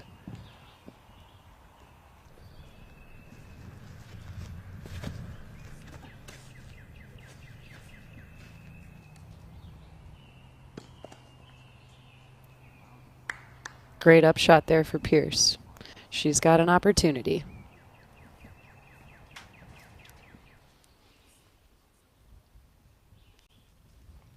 Rebecca Cox on 17.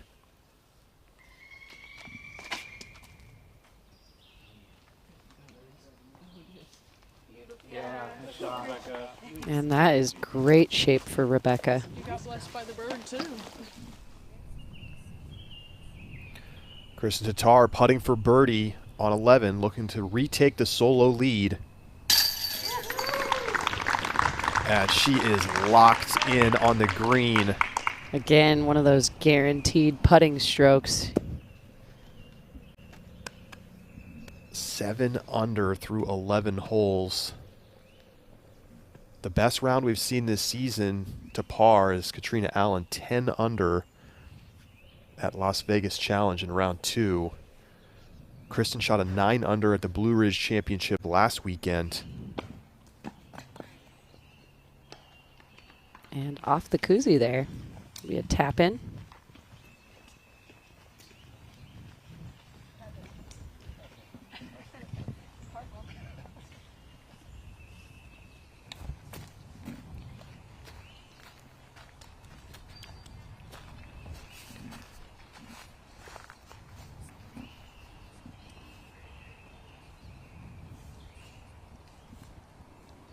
Haley King set to throw her 3rd shot here.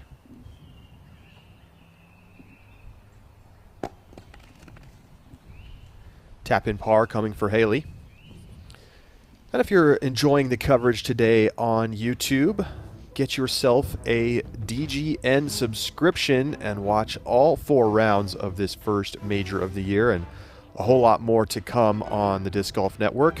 And hey, if you're a PDGA member, make sure you check out. You can get all 4 rounds for free here from the Champions Cup. So scan that QR code or go to discgolfnetwork.com for more details.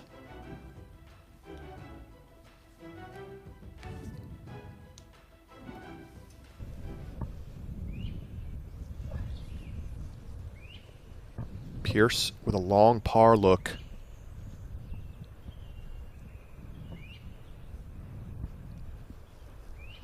She's 0 for 3 from circle 2.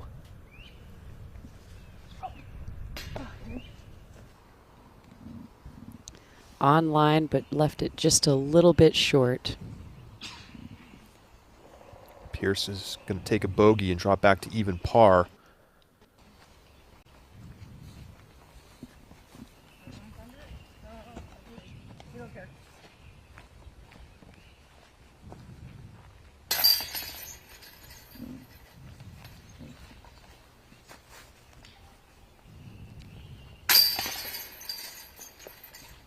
Haley in for the par.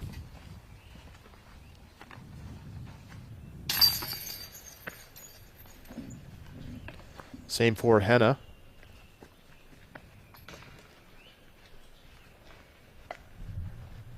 And Hokum taps in. Let's go back to 17. Kat Mertz, 1 shot off the lead, throwing her 2nd shot.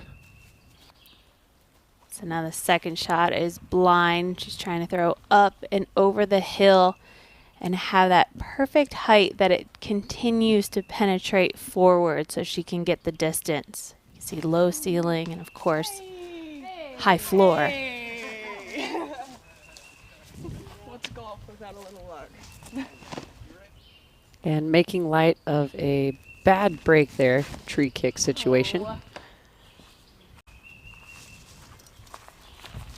Cox squares up the tree.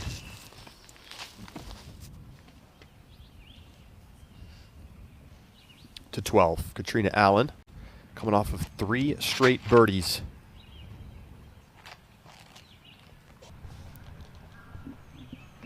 And she kept that fairly low, but it's still got a good distance up the fairway. And it got a nice straight skip.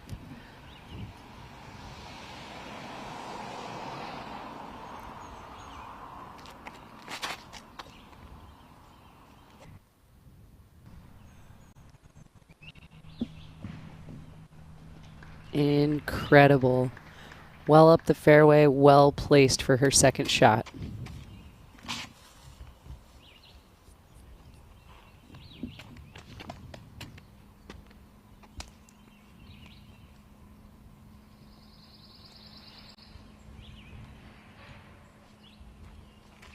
Missy Gannon.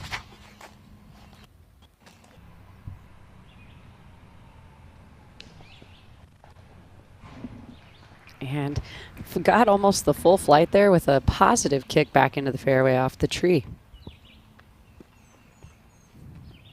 Scoggins tied for 3rd.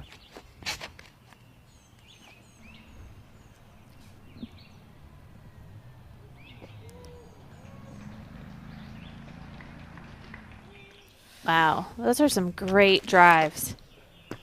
Scoggins really getting some distance off the tee. Continuing to add to her game. Still hunting a first major victory in the FPO.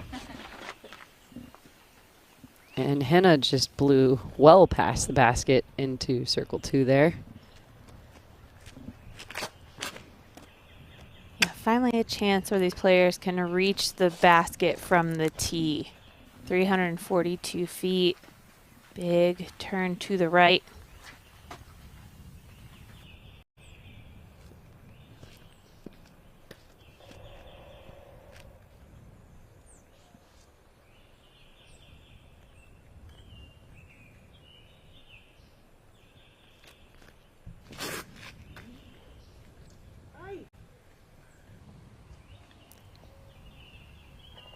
Of course, the shot shapes well for the sidearm, but it seems like a very tight angle. Because they're putting so much power on a shot like that, they have to make sure that maybe they're not going too far straight.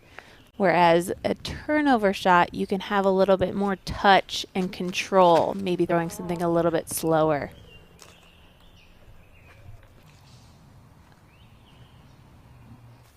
Just pushed way too far right for Pierce, and she's going to be in trouble. Yeah, the rough off of this specific fairway is extra thick. Troubled spot there for Pierce.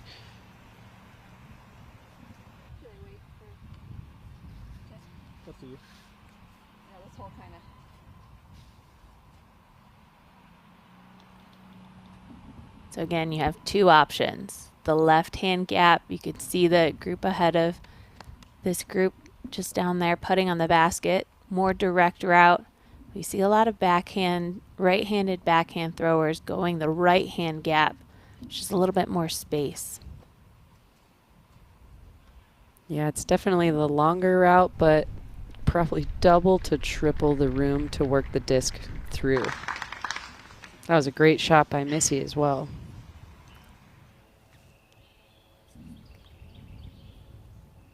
Cox throwing her 3rd on 17, par 4.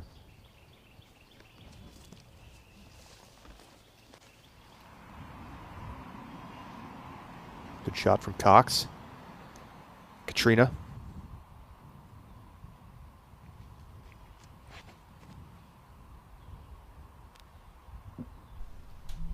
Also choosing that wider right side fairway. When you land in the middle off of your drive, you have the 2 options. It's only when you're forced to throw that left-hand gap, that's when things can get a little hairy.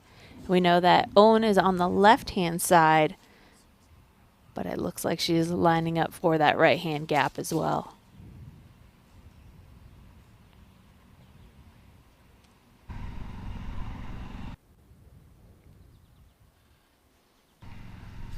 Good shot for Scoggins on the left side. And here's Haley.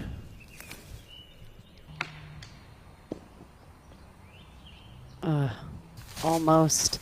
I mean, she's out in the fairway, but hit one of those large guardian trees. So she's still well back.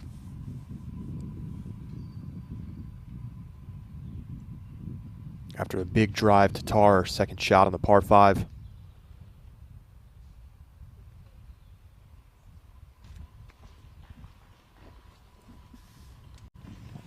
I'm not sure what happened there. I mean, she threw it directly in that grouping of trees. Rebecca Cox to save par. No.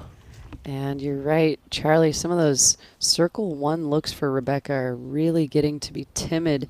And that's the opposite of what you want at WR Jackson.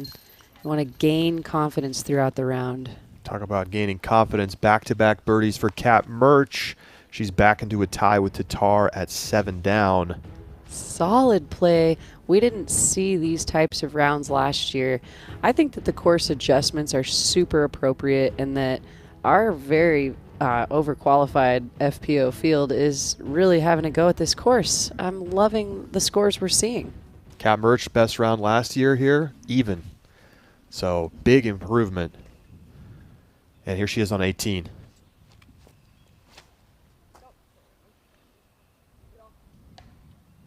She's finished top 15 at each of the majors last year, including top 10 at both European Open and Worlds. And you see Kristen just pitching back to the fairway. She was in a very hairy position there. So very smart golf.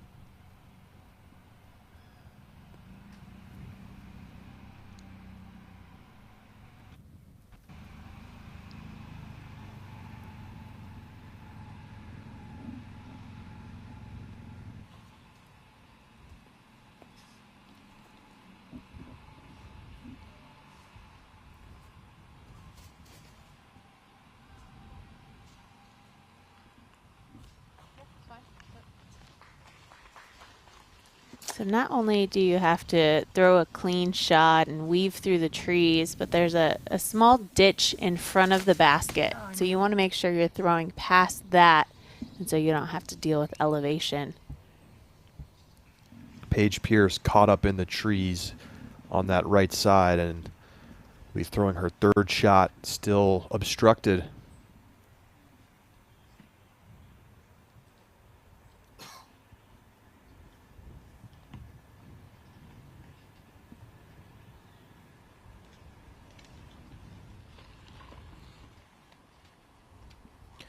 Missy still bogey free today, 1 under.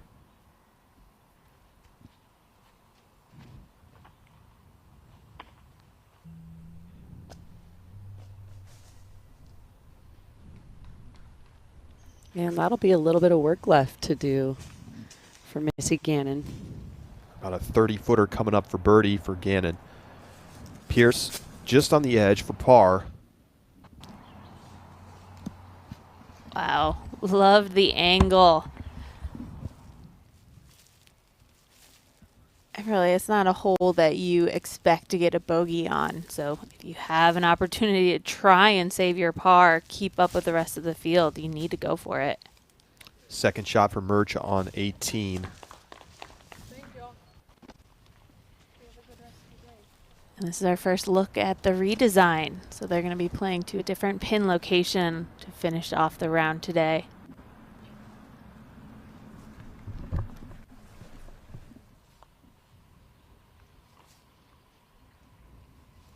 Back to Katrina Allen. Third shot on 12. And that sneaks inside the circle, so a chance to make it 4 straight.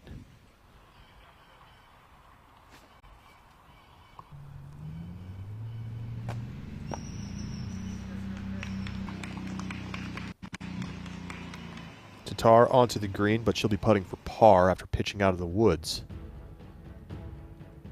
She is tied with Kat Murch at the top of the leaderboard, and wow, starting to see a little score separation. That's right. 4 strokes to separate yourselves from the field. Feels pretty comfortable on the very first day.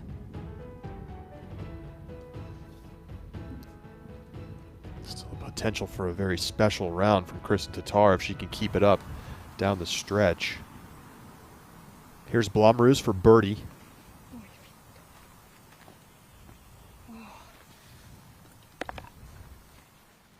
And you can see the frustration for Henna with the putting just kind of coming out, lacking some of that wrist snap. Owen Scoggins. The exact opposite over here for Owen Scoggins. Yeah, she's all about the snap on her putt. She can get so much power from long distances. And this is Missy Gannon from that ditch area, low ceiling. Not quite able to connect. On these longer holes in the woods, I mean, it's been like a half hour since they last putted. So when you get closer to the basket and you throw your upshots, you should try and make it easier on yourself. Katrina to go 4 for 4. Putter looking so strong. Dialed. Yep, keeping it hot. She's now into a tie for third with Owen Scoggins at 4 under, 3 shots back of the leaders.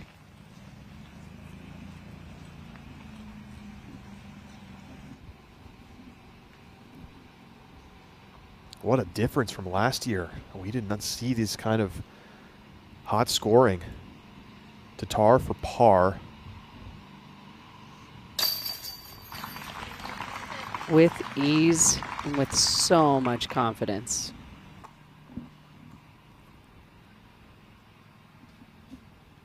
This is Gannon for her par.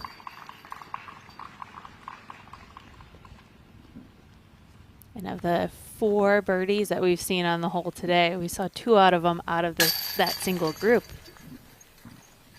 Haley in for the bogey on 11. Drops her to 2 under. We go back to 18. Murch throwing her third into this new stadium green. Yeah, I was just going to say, look at this beautiful, grassy, open field.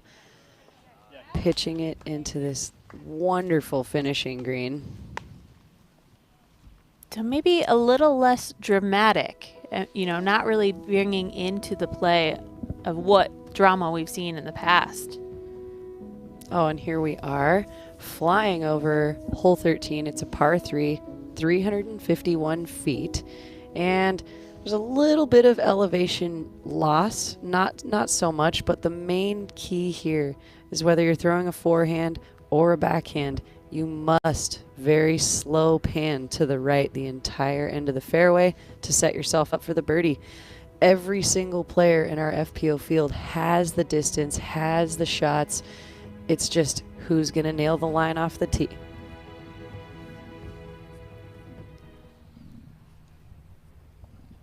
Here's Heidi Leine putting for birdie on 13. She is, I'm sorry, that was for bogey. But she's still under par on the day. We could have done without the scorecard and she would have looked like a superstar. That was a great putt, but also shows the difficulty of this hole. And Zoe, you were mentioning, it's all about hitting the line. And I really feel like a sidearm is the best way to get around that corner. You have to have so much height behind a backhand turnover shot to get that corner, judge the distance perfectly. So it's not a gimme birdie, but it's a great one to get.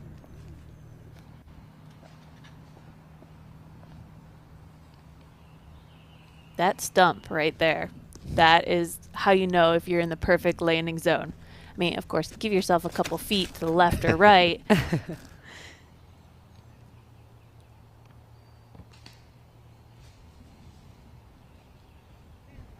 Bad kick into the right side for Pierce. She just pushed it a little bit long on that right-hand side.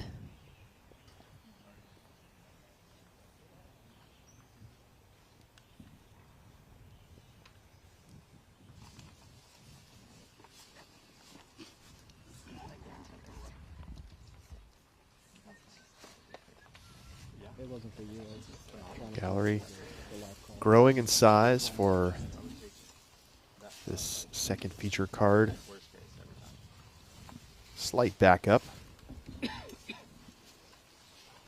Everybody's very quiet. Not a lot of conversation going on. Everybody seems to be in their own head. And with a beautiful day like this, to be able to listen to those birds chirping and soak in that sunshine might help kind of cut down some of the nerves of round one. With the modern tour, we see these players at most of the tournaments. How is it different when they step up for a major?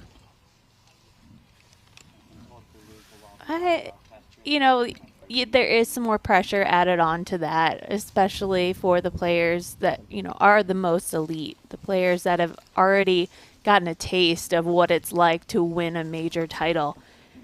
But at the same time, I'm thinking of Kristin Tattar. She goes into every round, every tournament with that same kind of passion. We call her a Silver Series superstar. I mean, she goes at those Silver Series events just as committed and focused as she does these majors.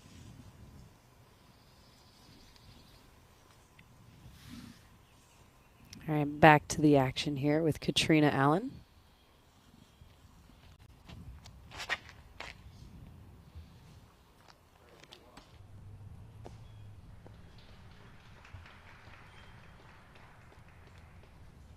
And we know Katrina's got a sidearm shot, but she also has those tricky discs in her bag too, where she can throw it at a hyzer and it's still going to turn over. But she's well outside the circle.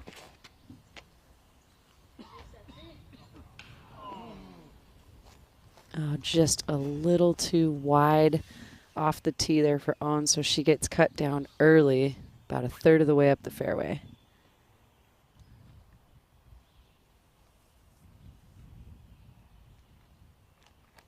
Tattar.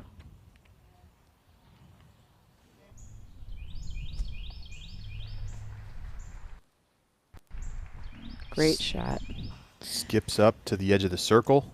She may have a tree to contend with, but being a straddle putter dominant, that shouldn't be too hard. We just saw a moment ago, she's first in strokes gained on the green.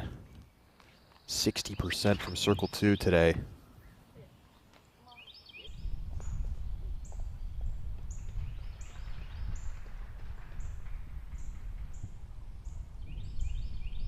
Gannon with a long circle 2 look. Well, I just mentioned it. Kristin Tattar has been fantastic on the green, and let's take a look at some of the putting from Tattar. It's not just that she's making them in perfect spot in the heart of the chains. That's right. Every single time. How about this one for Eagle?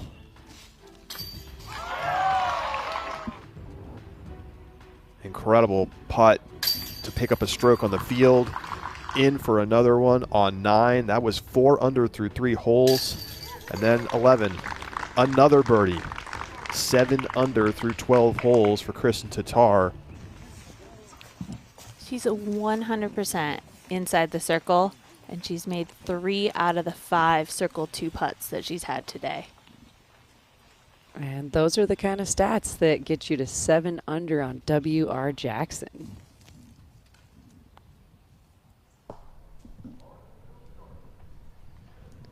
And not too much work left there for Owns par. She's in the circle. Course record here, 7 under. Now, of course, there have been some hole changes this year, so kind of a little apples to oranges, but you could see a new course record set today. Katrina Allen shot that last year in round 4, that's 7 down. Missy Gannon gives it a run for birdie, but will settle for par.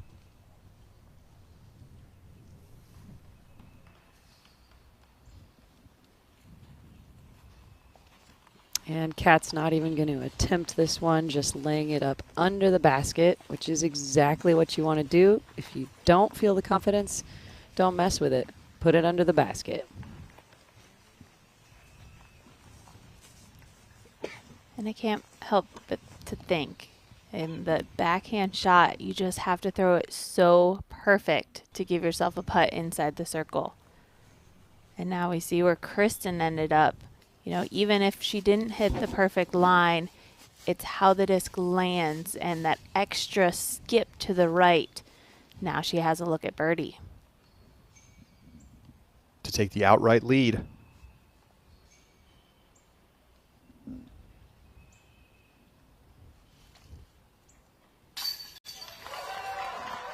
In the heart again. That was dead center. A clinic from Kristen Tatar on the greens, and she's back in front all alone at 8 down. I would just say, what amount of money would some people pay to be confident with a putt like that? A birdie putt, downhill. I mean, you miss the pin. You're going 30 long past the basket. And that confidence right there, sticking with Own as well. Own carding the par, but Kristen's incredible birdie putt there. Wow.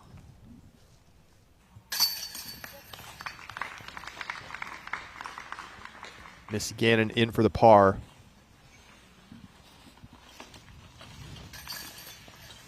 Katrina Allen will tap in the par. She's 4 shots back. Own is also 4 shots back. And the story so far, Kristen Tatar absolutely on fire. 8 under through 13, hunting a course record. We'll be back.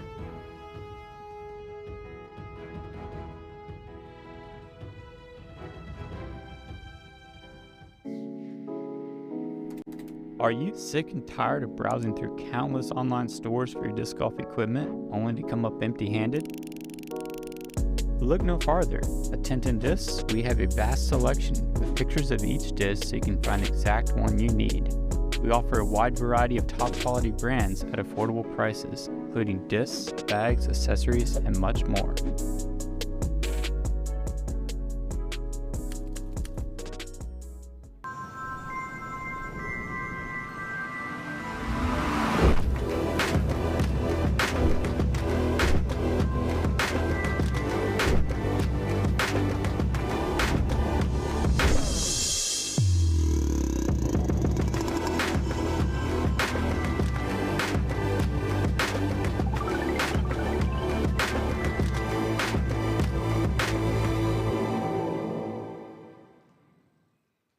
When you first sign up for a PDGA membership, you're given a PDGA number. Your PDGA number is a stamp for when you got involved in the sport. It's a badge of pride for players and a part of your disc golf identity. Get your number today. Visit pdga.com/join.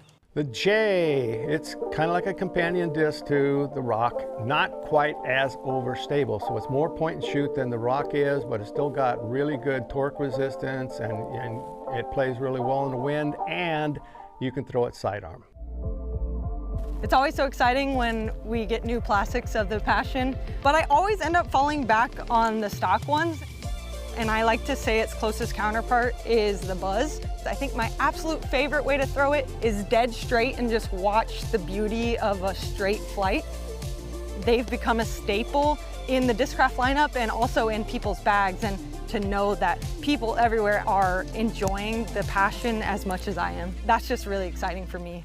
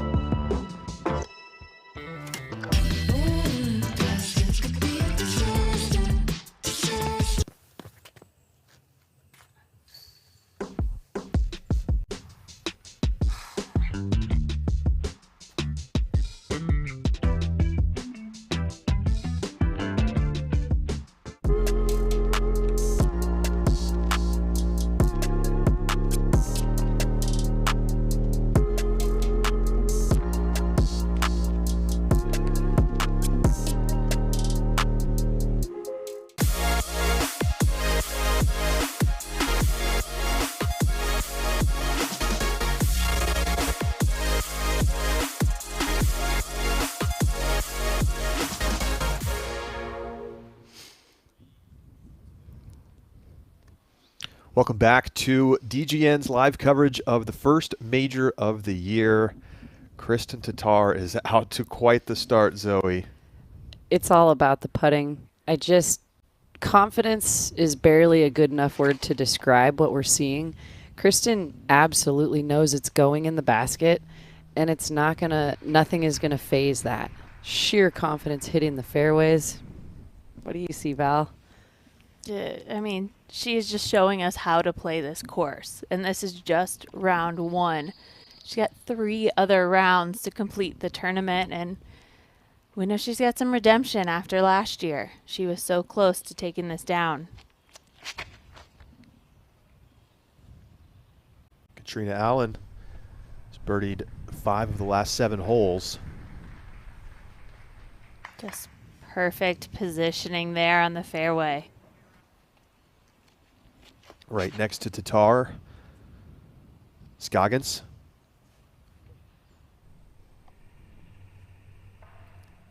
Little kind of a crazy reaction off of that tree. It was a sideways and then a backwards roll for Scoggins, but she's in the middle of the fairway.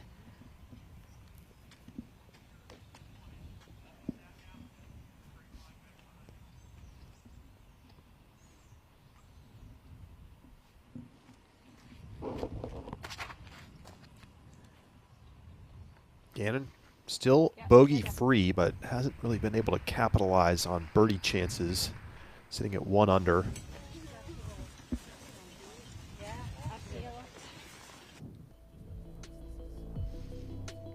And let's take a flashback to a year ago here at Champions Cup.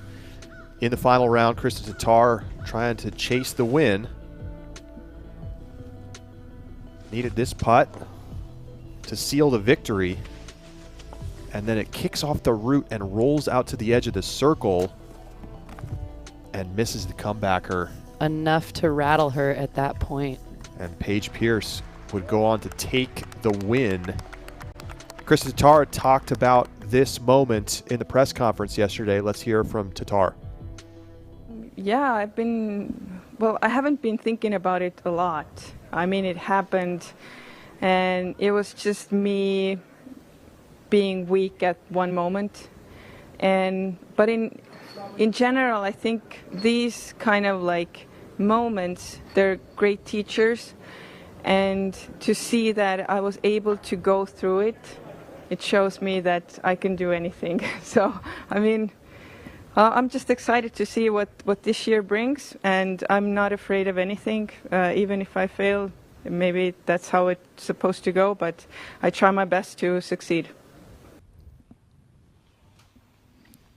And that's honestly the mindset that any player could and should adopt to find confidence on such a brutally challenging course. And looking at her round scores last year, I mean, round 1, 3 under, round 2, 5 under. So she's looking very solid. Then she shoots an even in round 3, and then round 4, 1 over. And she went 3 over in the last 2 holes. You know, you have to talk about nerves. You have to talk about losing lack of confidence around the putting green. And like she said, you know, those are things that you have to experience to understand how to overcome them in the next time that you have that opportunity. To 13, Haley King on the tee. You've always been very candid. Flashing chains, almost the ace. That could have been a legendary carding a 1 at the IDGC. W.R. Jackson. Great shot for Haley. Amazing from King. Second shot for Gannon on 14. And she's going to have some trees to contend with in circle 2 there. So one more look at this Haley King ace run with the forehand.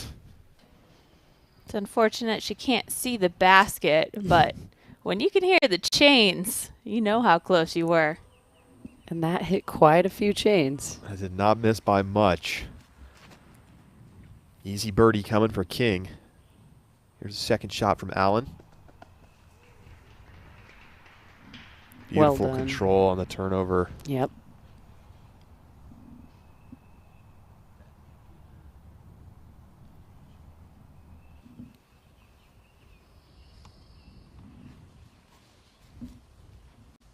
Tatar.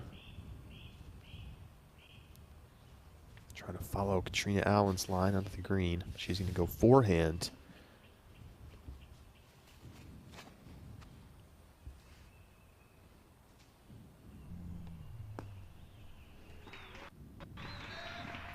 And that is just at circle's edge. So it'll be, I'd like to call that a tester, but with the confidence in the putting stroke we've seen today, I'm almost counting that one in. It has been a clinic.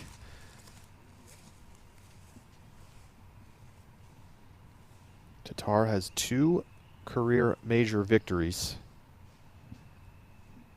which is kind of surprising when you think about the form we've seen her in over the last 18 months. Well, I like how Val was talking about the experience from last year and how Kristen comes through that. We heard her say it in the press conference. I am stronger now. I have learned from this experience, and it shows. And she's had a relatively short career. So 2 majors. I mean, people dream of winning a major at some point in their career. So she came out firing, learning quickly, and learning from those experiences to get herself those elite titles and major titles. Trying to tie Sarah Hokum for 8th all-time on the FPO Majors list with a victory here at the Champions Cup. Paige Pierce, the outright leader now, after passing Val Jenkins last year, getting her 17th.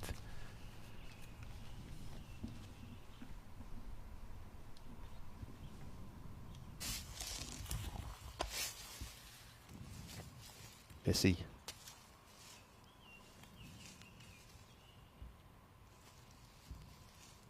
Oh for 3 from circle 2 today. This is deep circle 2.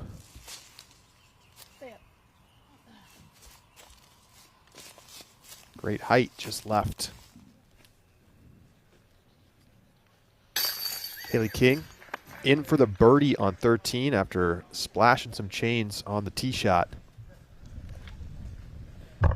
So she's up to 4 under in a tie for 3rd with Scoggins and Allen. And a look at your leaderboard there for our top 6 players.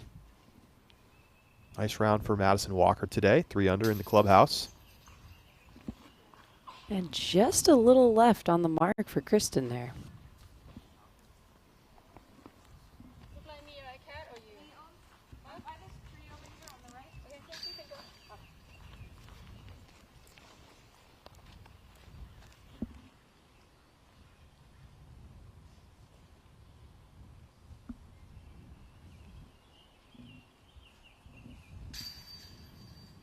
This is for birdie for Katrina Allen. Make it 6 birdies in 8 holes.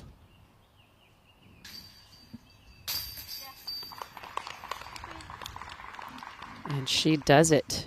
Katrina on fire. And she's now all alone in 3rd place at 5 down, 3 shots back of Tatar.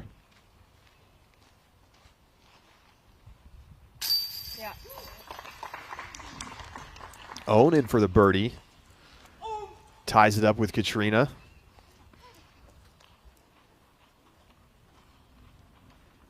Looks like putting practice out here right now. Looks like quite a bit of fun. Gannon.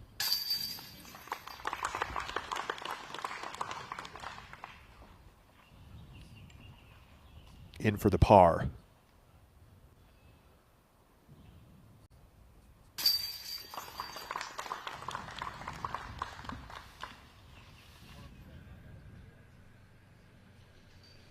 We go to 13. Here's Hannah Blomroos putting for birdie.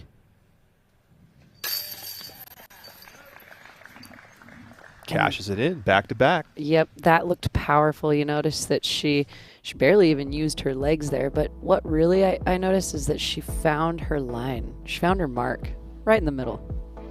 So Kat Murch sitting up 1 shot off of the lead, and she is in the clubhouse. We're going to hear from her right now.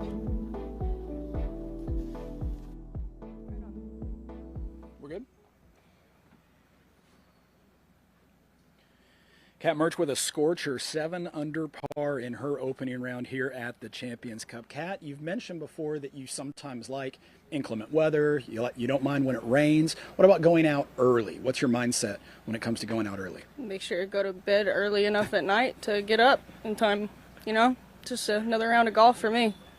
You've always been very candid about your work on the mental game. This morning you started off your major championship with a bogey at the first. At this point in your career, how do you handle that stumble out of the gate with the major pressure of a championship? I just got to remind yourself that it's just the first hole, you know what I mean?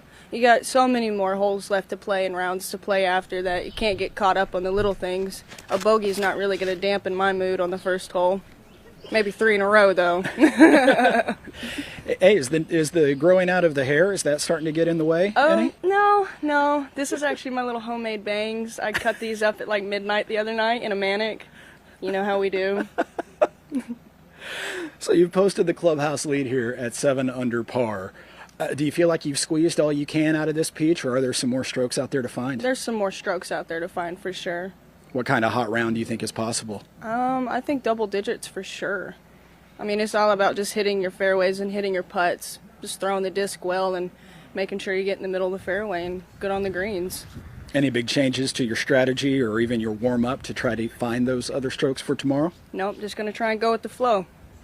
Kat Mertz, focused in Appling. So Kat Mertz putting together the 7 under. Couple bogeys out there. She says double digits is possible. Could we see that from her tomorrow? I think so, especially with that kind of confidence.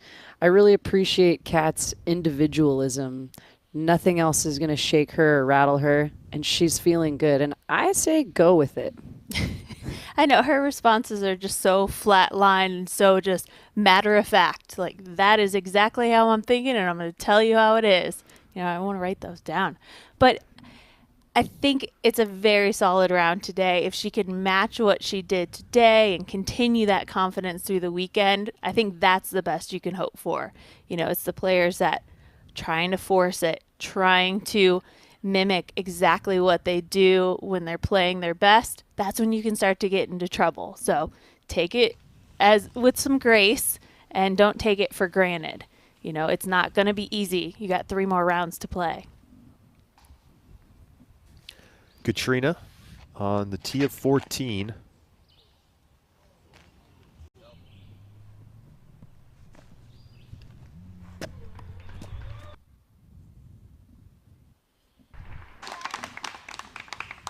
And that got well up the fairway.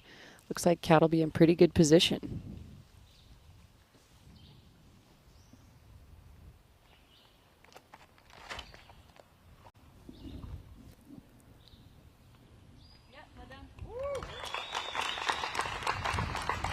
Talk about good positioning. That is a great shot from Kristen. It held the line perfectly. It even skipped into that better, more open area. It's all about a landing zone when you're throwing this tee shot.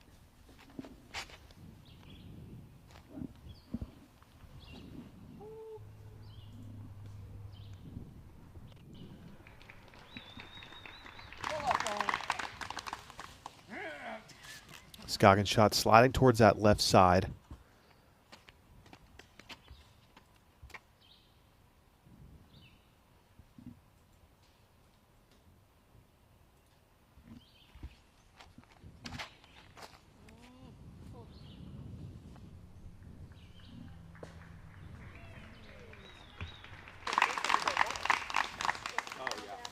Right up the middle for Missy Gannon. And take another look at this shot from Katrina Allen. Sneaking through that right side.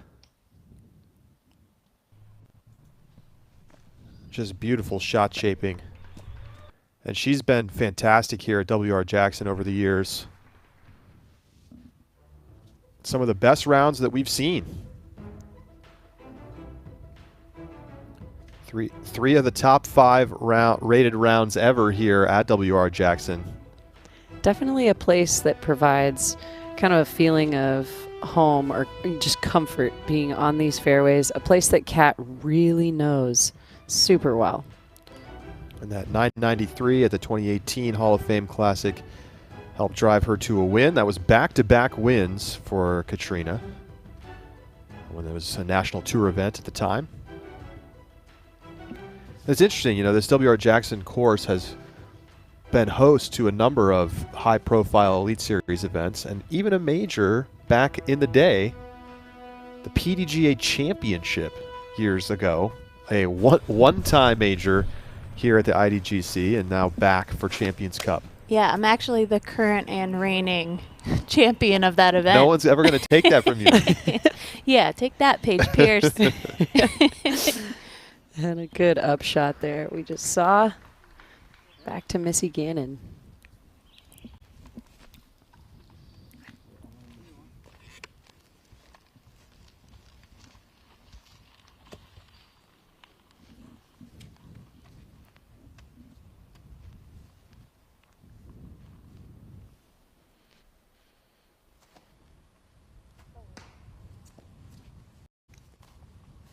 Ooh, early tree hit.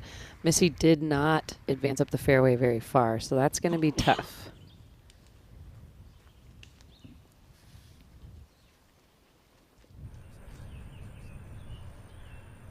Over to Henna Blumroos, throwing her second shot.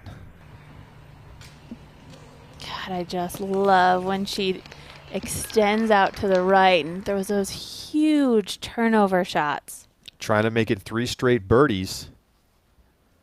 Scoggins on 15.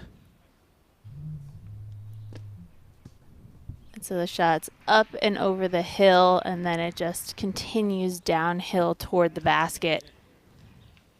But Owen was in a great position on the fairway to use that left-hand gap. It's tough to get over there. I don't think a lot of players meet more wide open on your second shot. And Kristen has a view of the basket here, but I'm assuming this is just going to be a routine upshot. Get underneath the pin.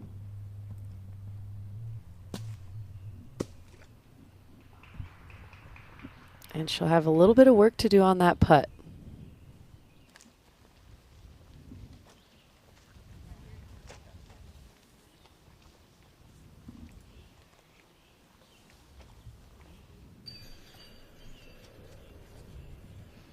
Back to 14, Haley King.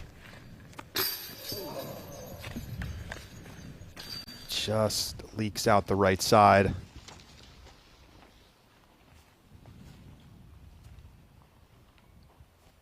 So her birdie streak will come to an end at 2. Gannon's third.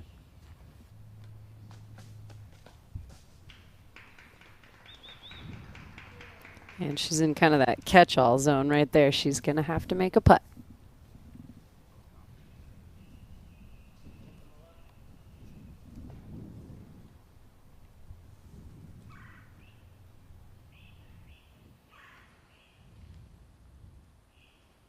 Big tee shot from Katrina.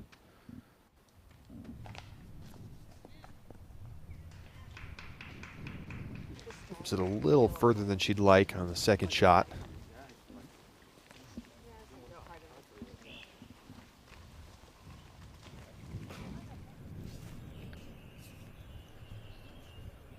Here's Blumroos putting for a turkey, trying to make it 3 straight.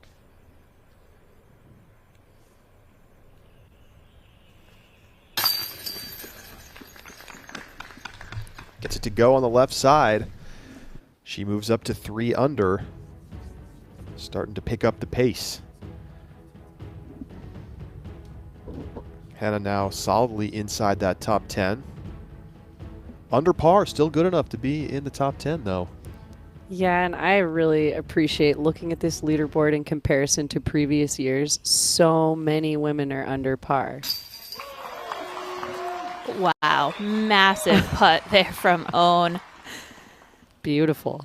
Yeah, players are scoring so well today. There's 5 more players that could be on that leaderboard who are under par, but not enough room Another look at Owen's massive putt. And it's fun to see how these players attack. You know, some players rely on the accuracy with the fairways. Others are relying on the putt. And that's the first missed putt we've seen from Katrina in multiple holes there. I don't think she's got too much work left to do. That was a downhill side of the basket, though. So actually, Kat might be the next one to putt again. Okay, so she got some nasty ground play there. Trying to come back here for the par save.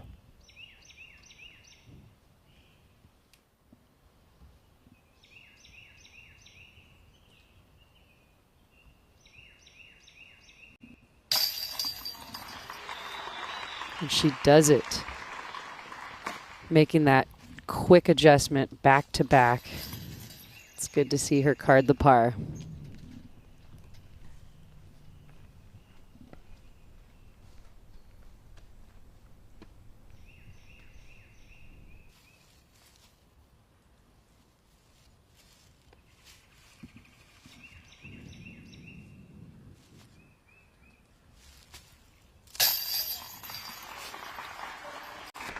Missy in for the par.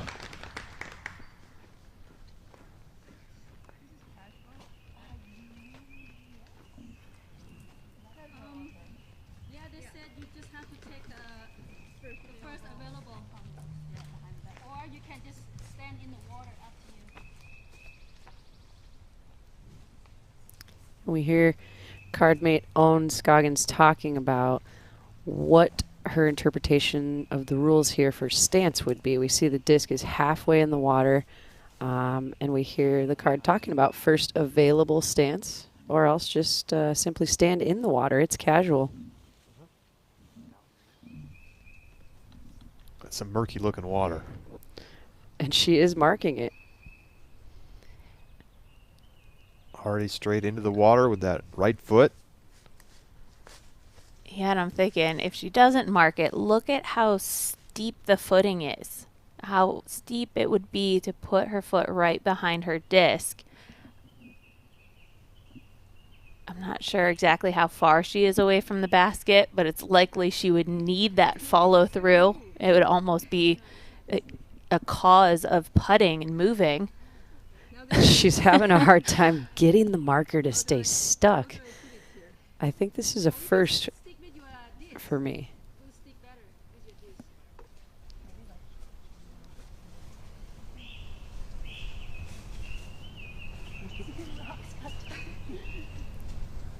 Well, she's trying to bury it in the ground. It's fine, it's fine. Yeah, what do we do? Do we have a marshal? What's going on? I hear Owen Scoggins asking for Marshall. I got it under the root, yeah.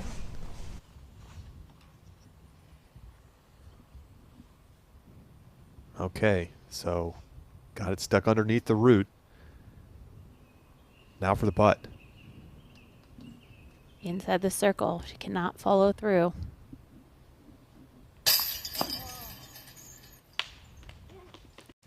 After all that, almost just not quite able to cash it in. And she's got to walk around with wet shoes for the rest of the round.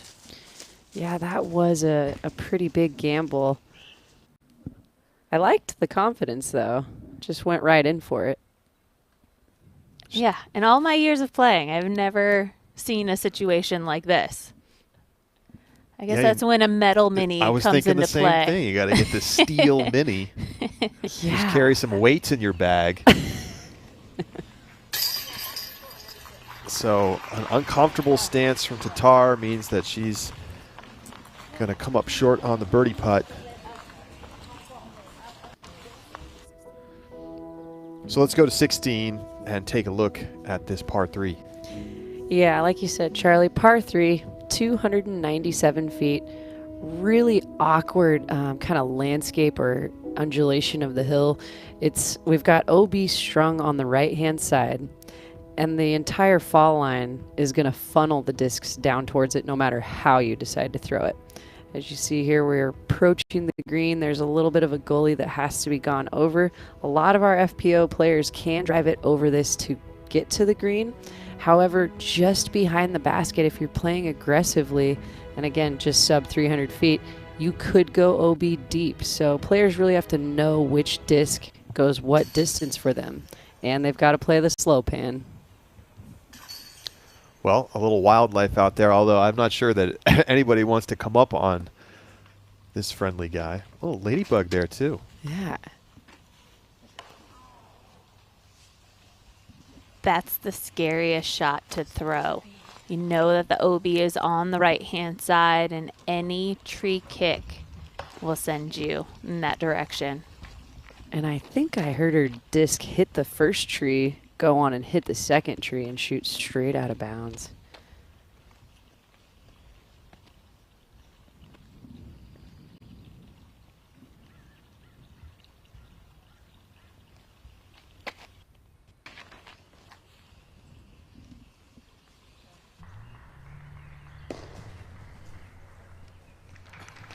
Great looking shot there for Katrina. She is outside of the circle, but she's got that good side of the green with an uphill putt. And a little help from those trees at the very end. I think that's what really kept her in bounds.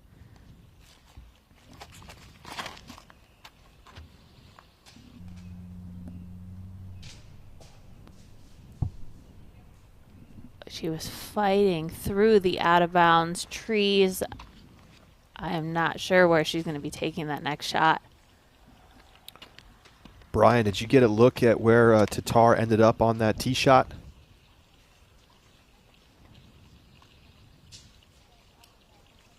Sorry, 1 second. I just saw that disc come down the hill.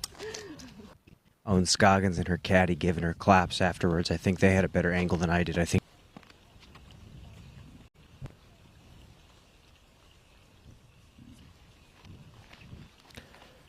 So some signal issues out here on this part of the course, so didn't catch much of that from Brian, but we did hear there were some claps, so it must have stayed safe.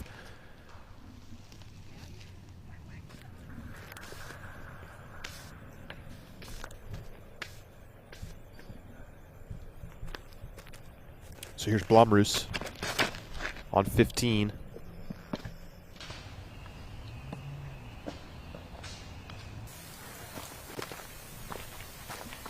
A helpful kick to the right. Kept her out of that clump of trees in the middle of the fairway.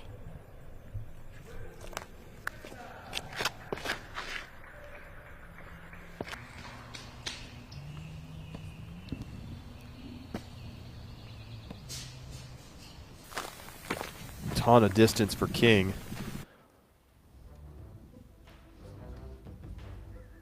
And let's take a look at Val's keys for closing, presented by Blocking Discs. Well, it's been a long round for all of us, even if we're just watching, but the players need to stay focused. Trust the line that you're going to throw. You have to still be committed to those landing zones, and don't force it. It's been a long round. Maybe you're getting a little frustrated, but you cannot force things to happen out on this wooded course. And we're seeing it today. C1X putting, those players that are near perfect or putting perfectly today, they're at the top of the leaderboard.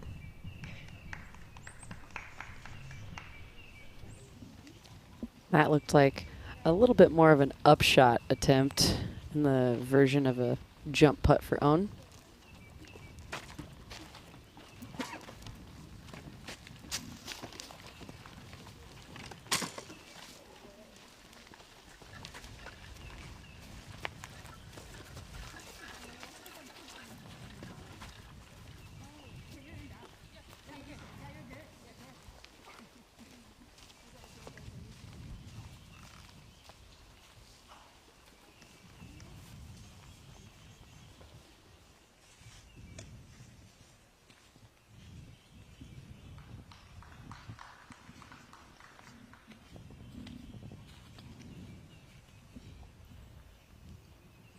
Tatar looking to hitch up with the forehand.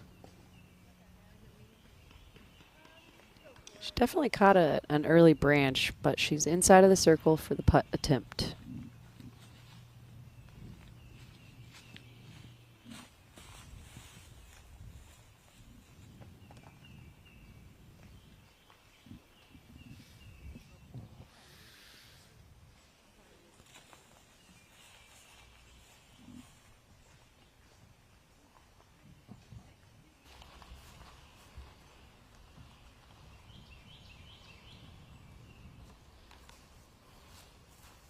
And a, looks like semi-obstructed circle 2 look here for Missy.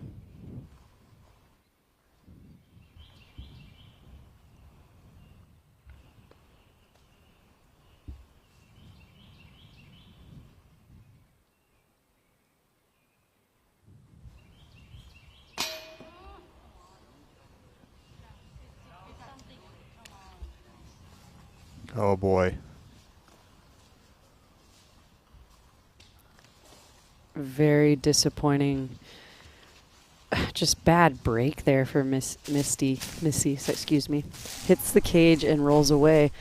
Prime example of why Katrina Allen most likely laid up that last shot.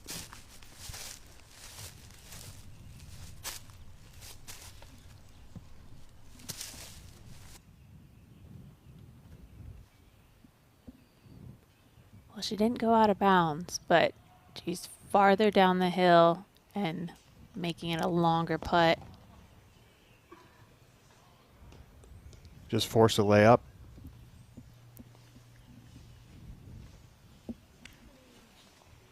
That's a terrible break for Missy Gannon.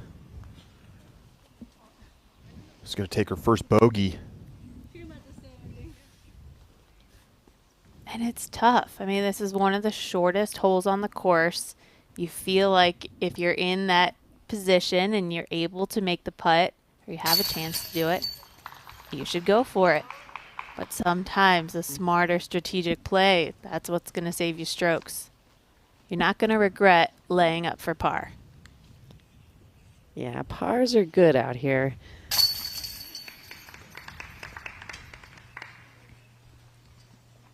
Tatar in for par.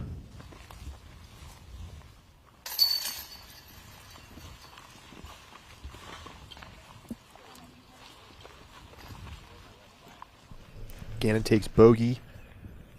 Allen takes a par. Back to 15. Second shot for Henna.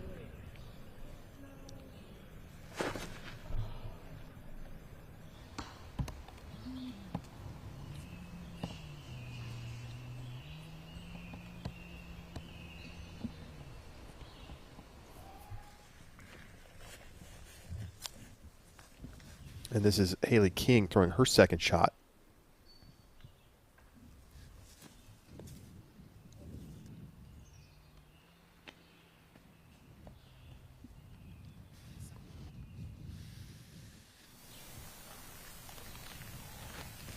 Paige Pierce.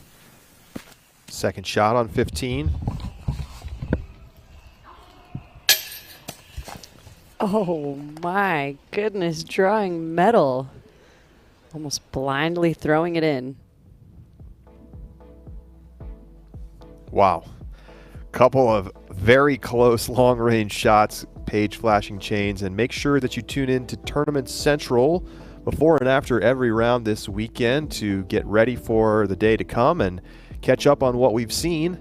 Brian Earhart and Nate Perkins will take you through everything, and that's only available on DGN.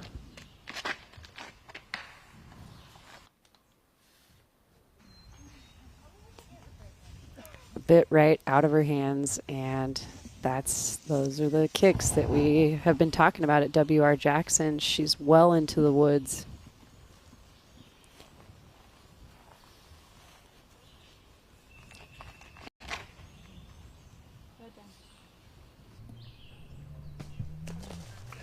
Great drive from Kristen.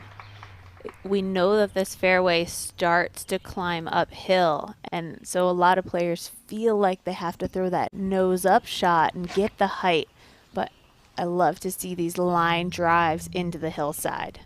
That's how you know you're going to have the most open look that you possibly can.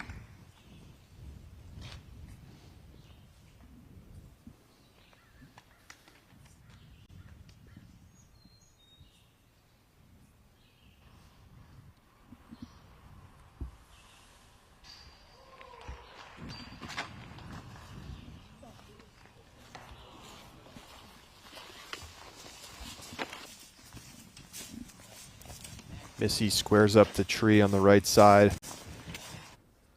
Just hasn't really been able to find a rhythm today, but it's been all rhythm for Kristen Tatar. Absolutely lacing this fairway.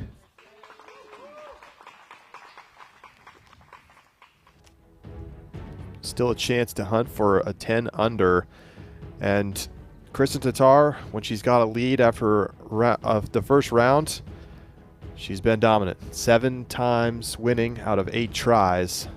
And the only time she did not, Ledgestone last year, Missy Gannon getting the win. Right now sitting with a 1-stroke lead over Kat Murch.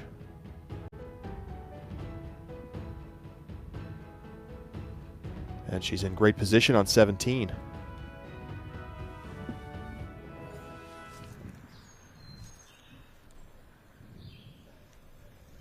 Henna carried way down to the left.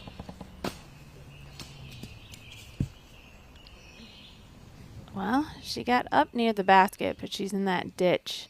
We'll see if she's got dry footing or not.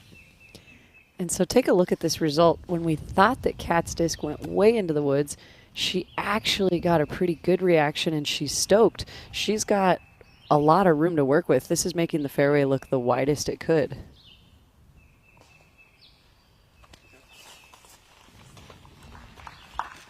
Forward progress. Now your second shot, you want to get up and over that hill, but without a run up, it was tough for her to get that power. Haley King putting for birdie.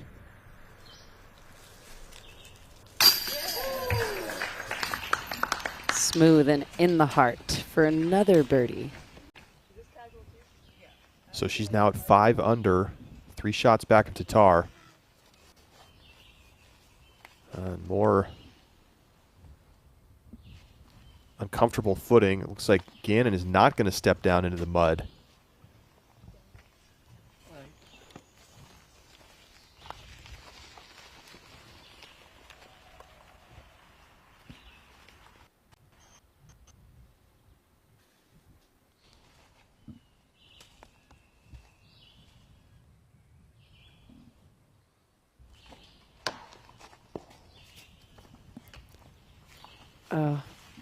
Exactly what you don't want. First available tree off of that shot.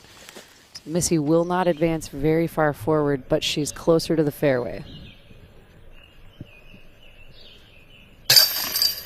Paige Pierce in for the birdie after hitting chains on the approach shot. That's going to get Paige back to even par into a tie for 14th.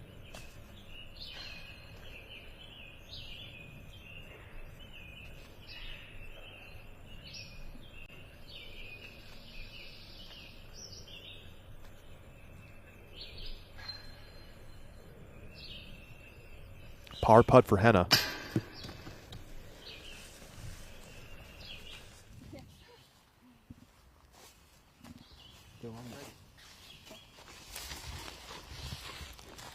This is a much better position, even though it's going to be Missy's third shot now, and she's got quite a ways to go. She actually has room to run up and a good angle.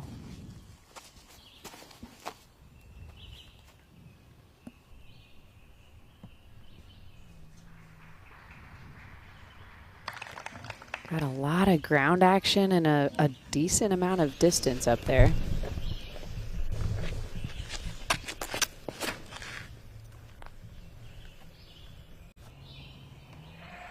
Haley coming off the birdie. 3 down through her last 4 holes.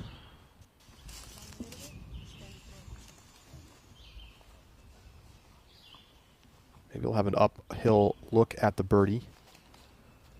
Scoggins. When you make it that far down the fairway on your drive, you can have a nice flat release on that second shot.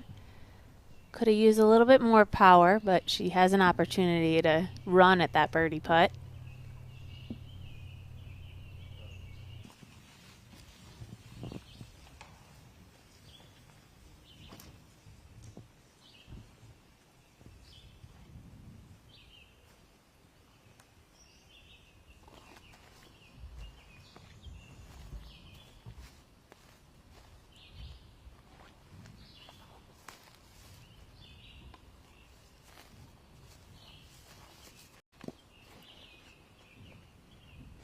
such a great drive for Tatar. She's almost near the crest of the hill already.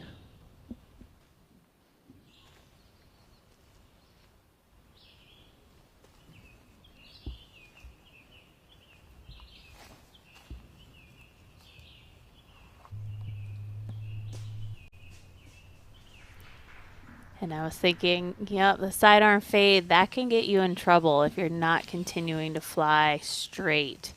So she's going to be off to the right and likely a lot of trees between her and the basket.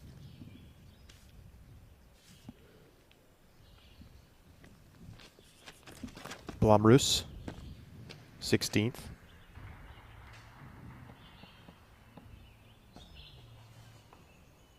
Beautiful. And there's a birdie opportunity.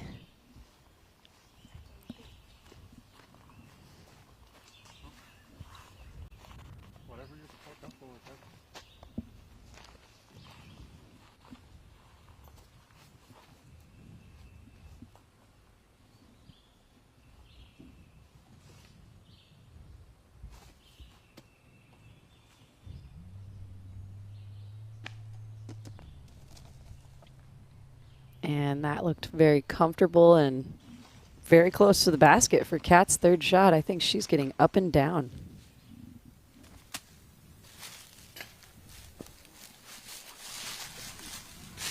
Haley King going over the basket as that birdie attempt.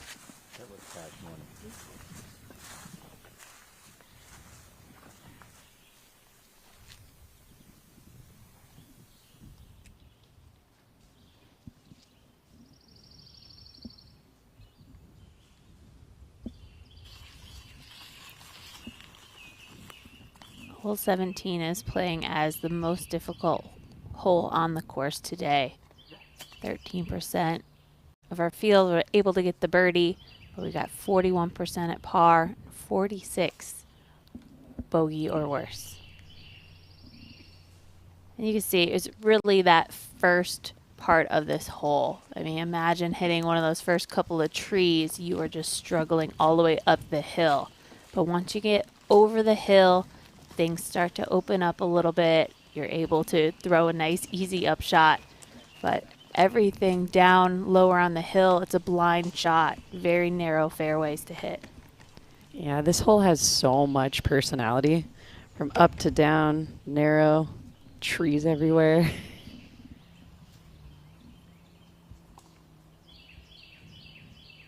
And this is the definition of a death putt. Owen has a downward fall line towards the basket. And that didn't actually go too far. I was a little worried about the ground play.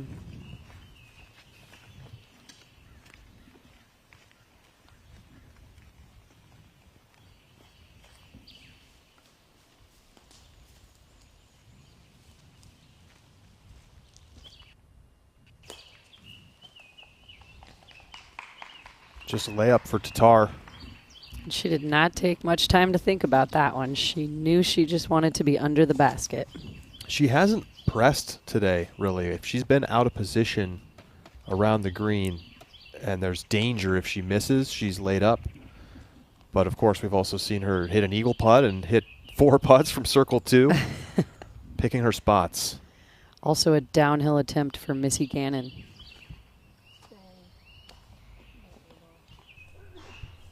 Again, it's just been a little off all day. Normally a putt that she puts in.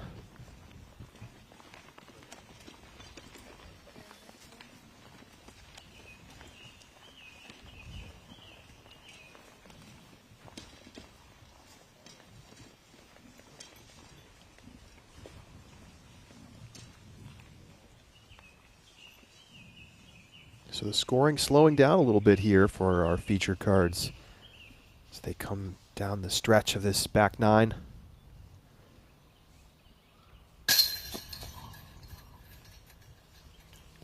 Rare 3-putt for Owen Scoggins. It was a little strong there for Owen. Here's Blomroos putting for another birdie on 16.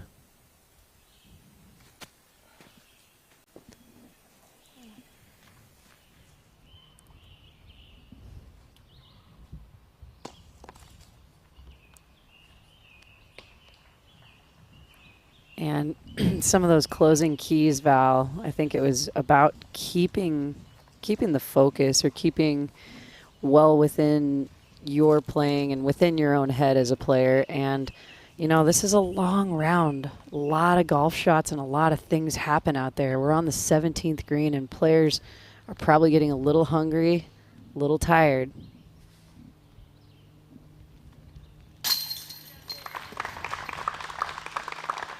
There it is.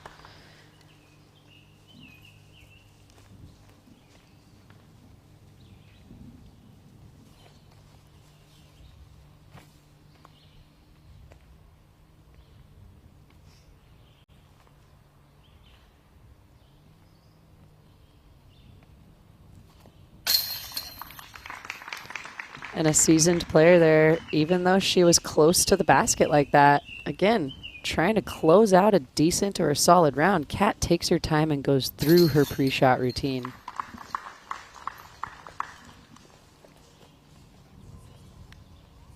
So Tatar also tapping in for the par. Back to 16. King for par. She is in. Henna Blomroos also putting for par.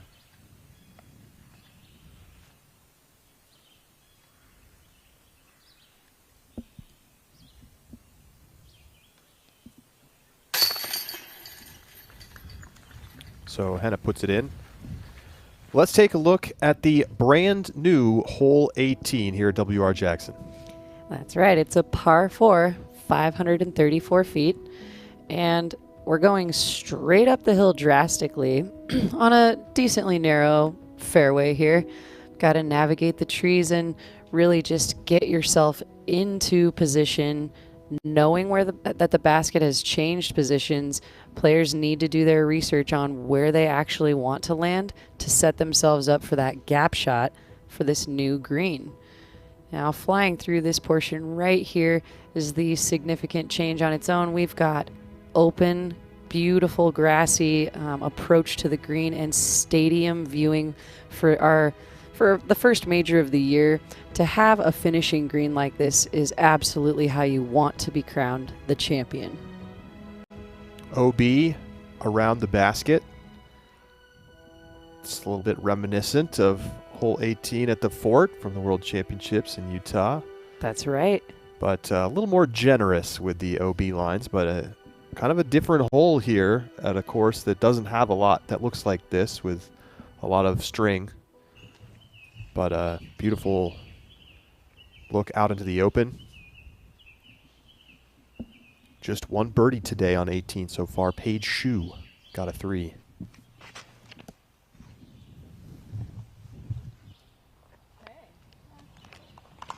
And I'm already picturing, what it's going to be like as we get into that final round. And I feel like it's the tee shot here on 18. That's going to make all the difference. If you can get yourself in the middle of the fairway, you can kind of take a breath of relief. In previous years, the more difficult hole, you still had to focus on every shot, even down to the putt and how aggressive you want to be. So it has eased up just a little bit, but maybe puts more pressure on the rest of the course.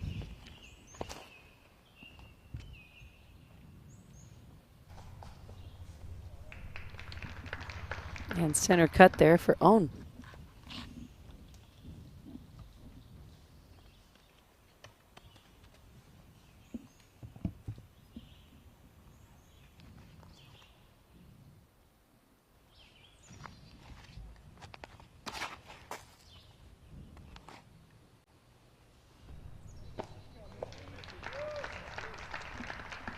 Clean line from Missy as well.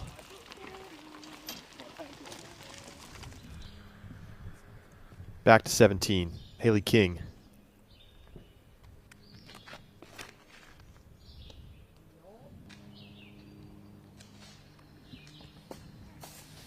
Haley goes the aggressive route, gives it a lot of height, and she's right there near the top of the hill. Blomroos. We know Henna's got the power.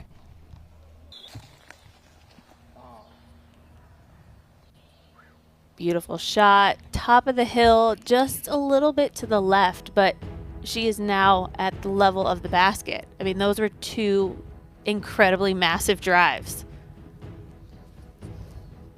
So once again, these scores are a bit behind. We know Kristen is through 17 at this point, but largely that's about right. You know, she's still at 8 under. Haley King is at 5 under. I'm sorry, actually Haley is at 4 down.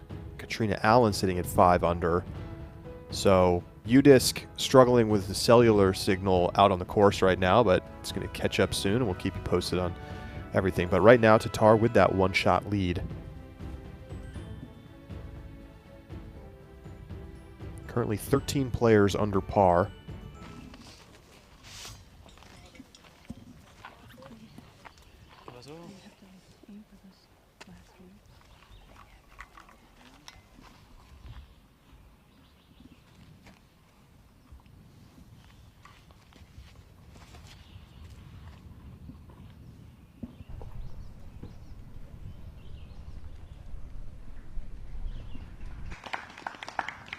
Only that short enough that I don't think she's scared about the OB just yet.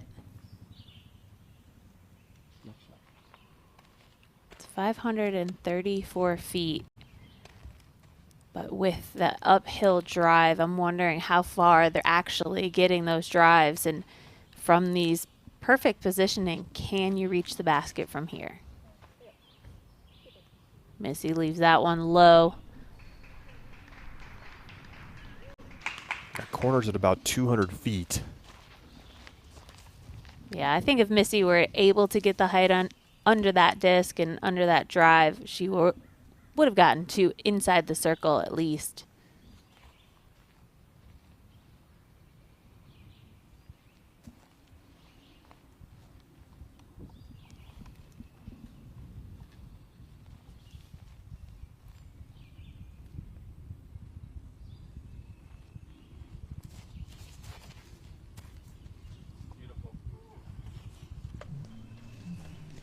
That was a really difficult run-up. I don't know if you could see how Kat had to kind of bend her knees and lean into the hill as she let go of it, but it was the height and the flatness that impressed me and the really controlled release. That's an experienced player. Let's take a look at that again.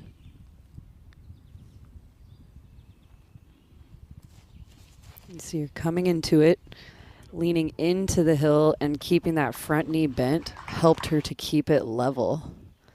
Great shot for Kat.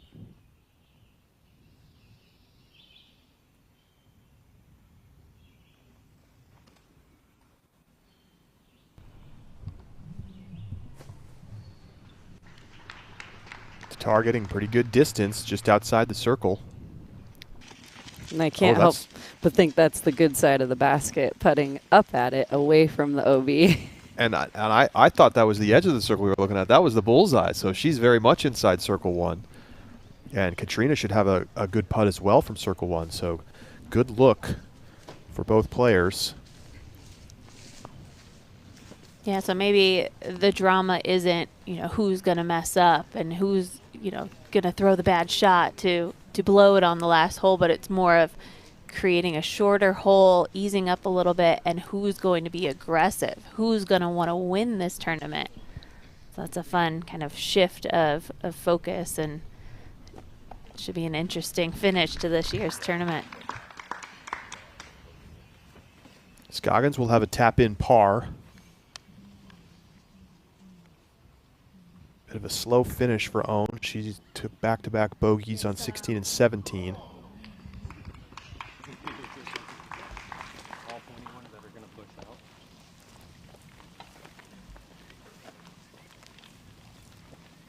Missy will also take a par. Back to 17. Second shot for Haley King.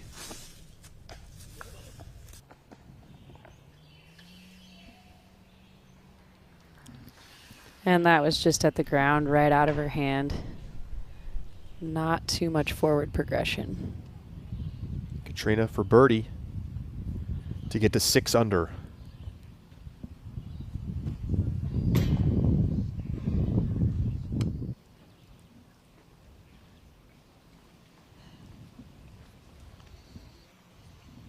didn't quite read the wind.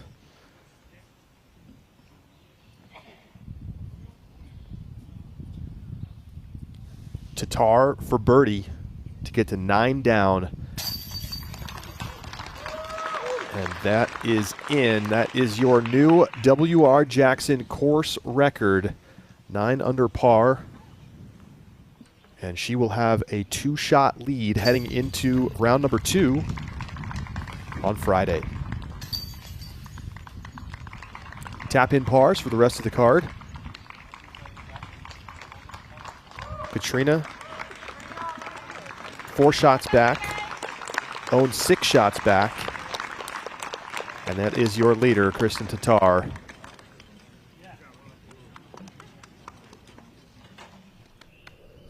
Back to 17. Henna Blomroos throwing her second shot.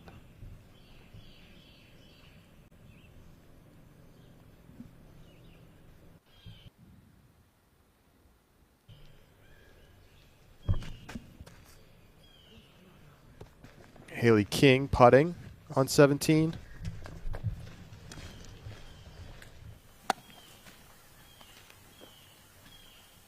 And we missed Henna's second shot there. This is her third shot. So she lays up.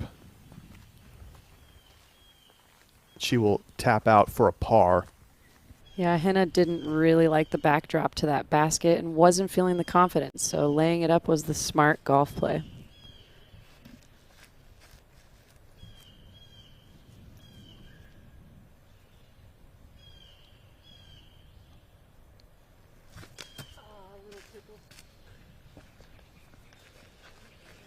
Paige Pierce, on the other hand, was feeling the confidence, but definitely was off of her line, and she's going to be a little bit down that hill.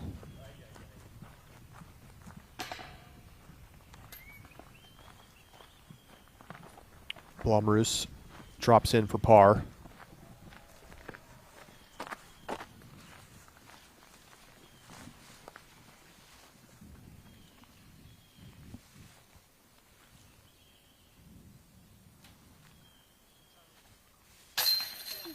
Haley in for par.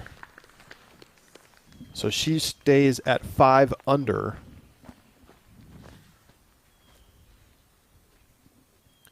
And according to UDisc, this is for triple bogey for Paige. So a very tough hole 17. And she is going to drop to 3 over par. And that puts her 12 shots back of Kristen.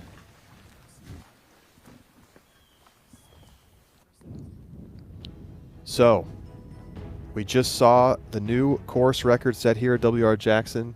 Couple course changes, so maybe comparable to last year's 7 under, but I mean, the putting was just spectacular. It feels like she could still get more birdies in the back 9.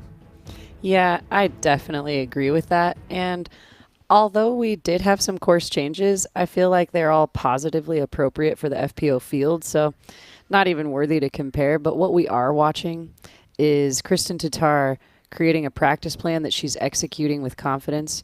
We've got seasoned players on the course, and we've got new players on the course. We are watching who actually is going to golf it out and who's just going to try to crush it out. All right. I mean, yeah, it all came down to Kristen's putting today.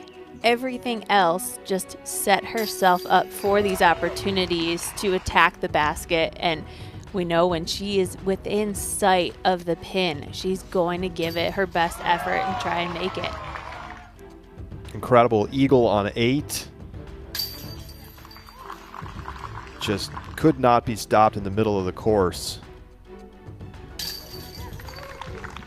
She got 8 of her under par strokes between holes 3 and 13. And cooled off a little bit towards the end of the round, but then a tap-in birdie on 18 to close out a fantastic round and give herself a 2-shot lead heading into tomorrow. Yeah, and of the times that she had to scramble, she was at 100%. She was able to recover, of course, 100% inside the circle, and a couple bonus putts from C2. So course, that score is final for Kristen at 9 down.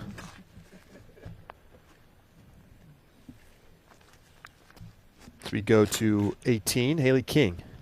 Oh, let's go. Yeah, and Haley put a great move on that disc. She's going to have a little work to do, though, to get to the basket. I think that she may have some tree obstruction. Yeah, we see most players short of those trees and maybe a little bit more space to throw around them. I think Haley's right in the mix. That was a massive drive. Yeah.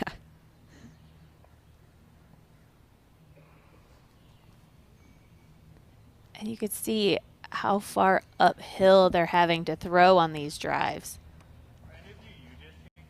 And when you have to change that trajectory of throwing with the nose up, it's tough to also focus on the accuracy that you're going to throw it down the middle. But you need both off of this tee shot. You need the power and the accuracy.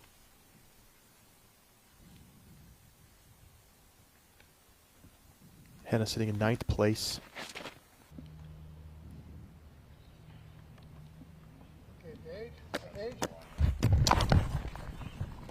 Good move. What a shot from Hannah Blomroos. She's going to have a straightforward approach for birdie. Oh, wow, I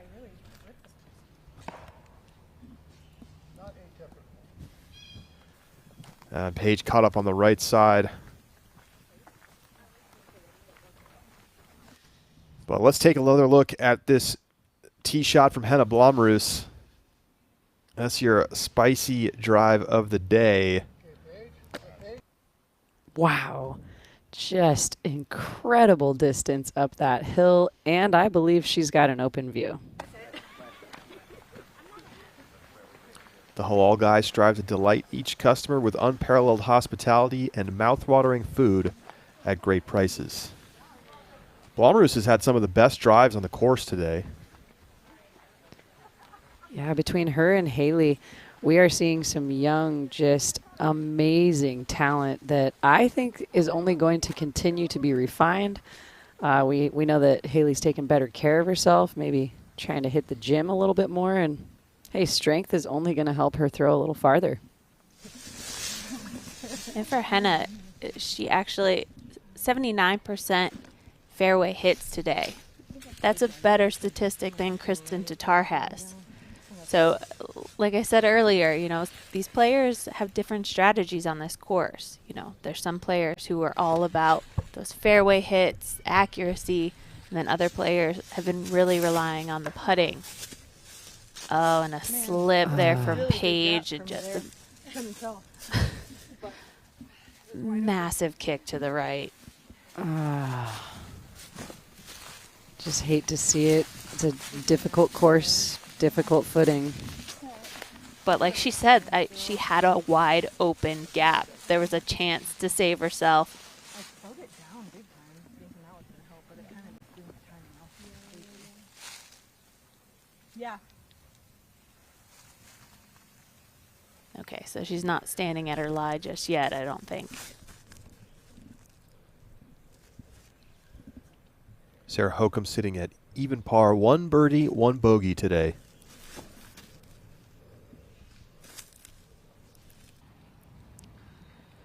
And that's out the gap. Maybe a little more left than she wanted, but she's in good shape.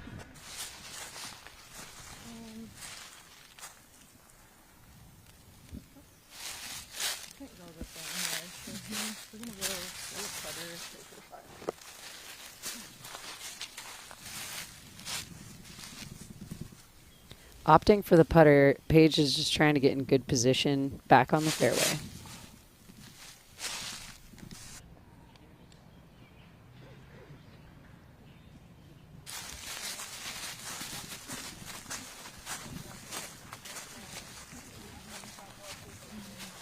So Paige line 3.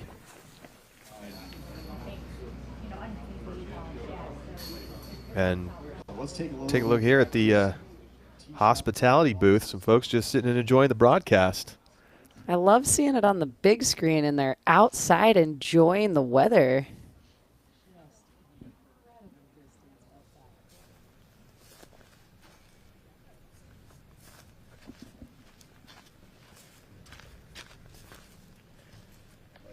So Haley King bit off a lot on this drive, but has a little bit of a tricky choice to make here on how to approach the green.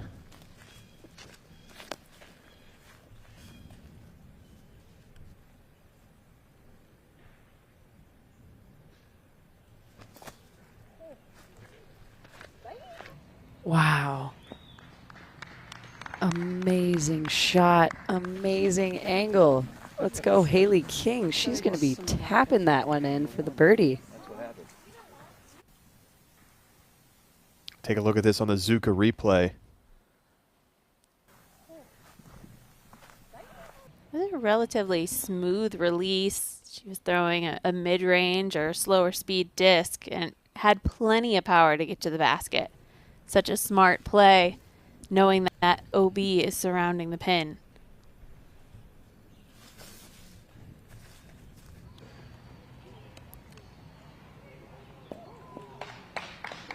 And a great placement for Paige after some early struggles. It'll be just a tap in to finish her first round.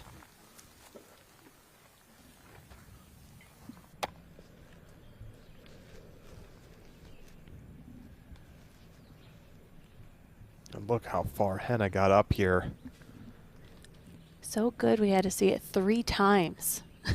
Amazing drive. Just a putter up shot. Just outside of the bullseye. That will be a tap in for Henna as well. So Blomroos looking to get to 3 under for the day, which would put her in a tie for 5th. She finishes the day at 50% of her putting inside the circle. I mean, flip a coin. She didn't rely on her putter today, but it was everything else to get her to that score. You know, great drives, great up shots, keeping it close to the basket. But it's going to take the putting stroke to win this tournament.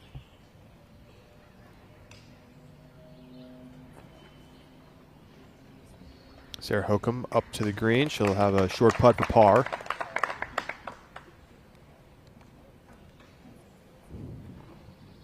And if you're looking to hear from lots of the competitors, including Holland Handley, Katrina Allen, and Madison Walker, many others, make sure you tune into Tournament Central after the round. Brian Earhart and Nate Perkins will take you through everything we saw here today and get you ready for the MPO round this afternoon as they take the course for round 1 here at the Champions Cup. I'll be live on the Disc Golf Network.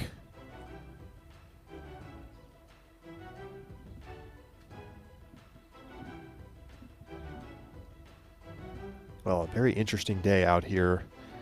Kat Murch leading the tournament in Circle 1 in regulation right now. 56% today. Had a look at birdie from Circle 1. And the putting has been on display like that from Haley King. So smooth. All day long, I feel like Haley's putting has just been such a smooth, comfortable stroke. And that gets King to 6 under, so she's only 3 shots back up to Tar. Only 1 bogey today for King. And a lot of tap-in birdies. High left side, but the basket catches it. And Sarah has completed her round 1. Even par. Blomroos, chance to get to 3 down.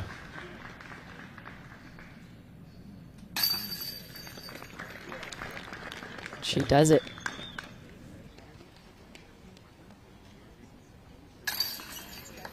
A tough day for Paige Pierce. She finishes 4 over. That's in a tie for 34th. A little fist bump for Haley King.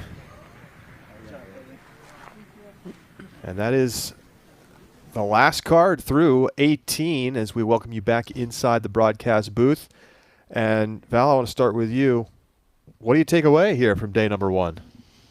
Well, I think it kind of set the stage. You know, we expect Krista Tatar with how well she's playing. We expect her to be at the top, but who else? Who's there to put the pressure on? And, you know, Haley I feel like she played almost flawless golf, and the errors that she did have were just a little lapse in judgment, unforced errors. You know, she was still online with a lot of her shots, so I think she's in really good contention. The putt looks amazing, and so it'll just be how it can shake out. 3 more rounds, that's so much golf, and every day you have to step up to this course like it's a new challenge. Come into it with bright eyes and no expectations. Just go to your game plan. Yeah, I feel like Val said it best. And what's going to be fun to watch unfold is the experienced players versus the newer players. Who's got the confidence and who's going to keep it all together. It's going to be fun. Well, more to come on the other side of this break. We're going to take a quick moment to catch our breath, and then we'll hear from Kristen Tatar and also discuss the rest of the top of this leaderboard. We'll be right back.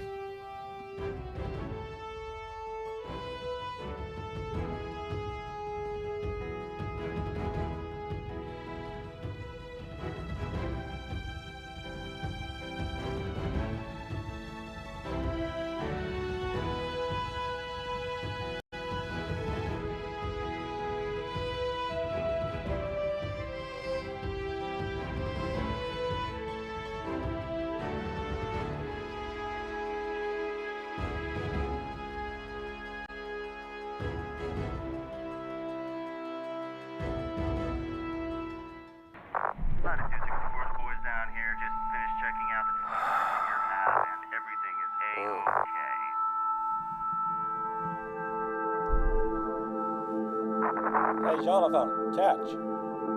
Huh?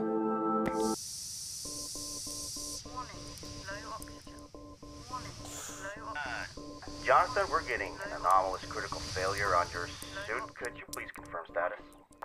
Sorry, man. The players that I've spoke to, they love the durability of it, the grip, the feel of it alone is head and shoulders above the rest of the plastic. Not just in our lineup, but across the board, in my opinion. It's kind of unique, actually. I can definitely feel my first instinct is like, wow, that's something like I've never felt before. Something with the Supreme plastic and the next feel technology is it's different. This isn't going to be as hard, it's going to feel good, and you're going to love throwing it. Ledgestone. Every summer, hundreds of disc golfers flock to the greater Peoria, Illinois area to compete in the sport's richest and most charitable event, the Ledgestone Open. But what does Ledgestone look like for the rest of the year?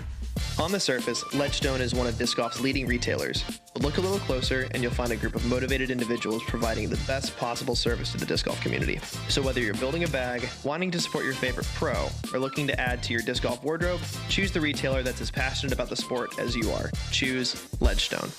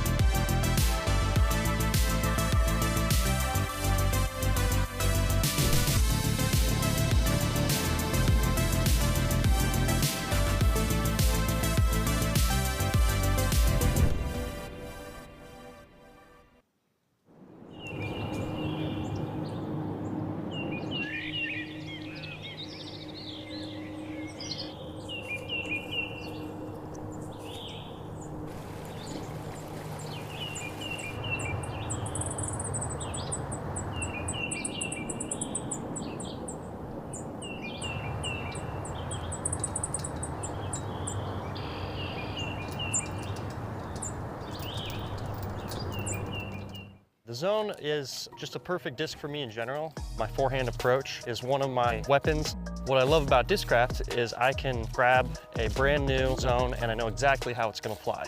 For me, it just encompasses my entire approach game.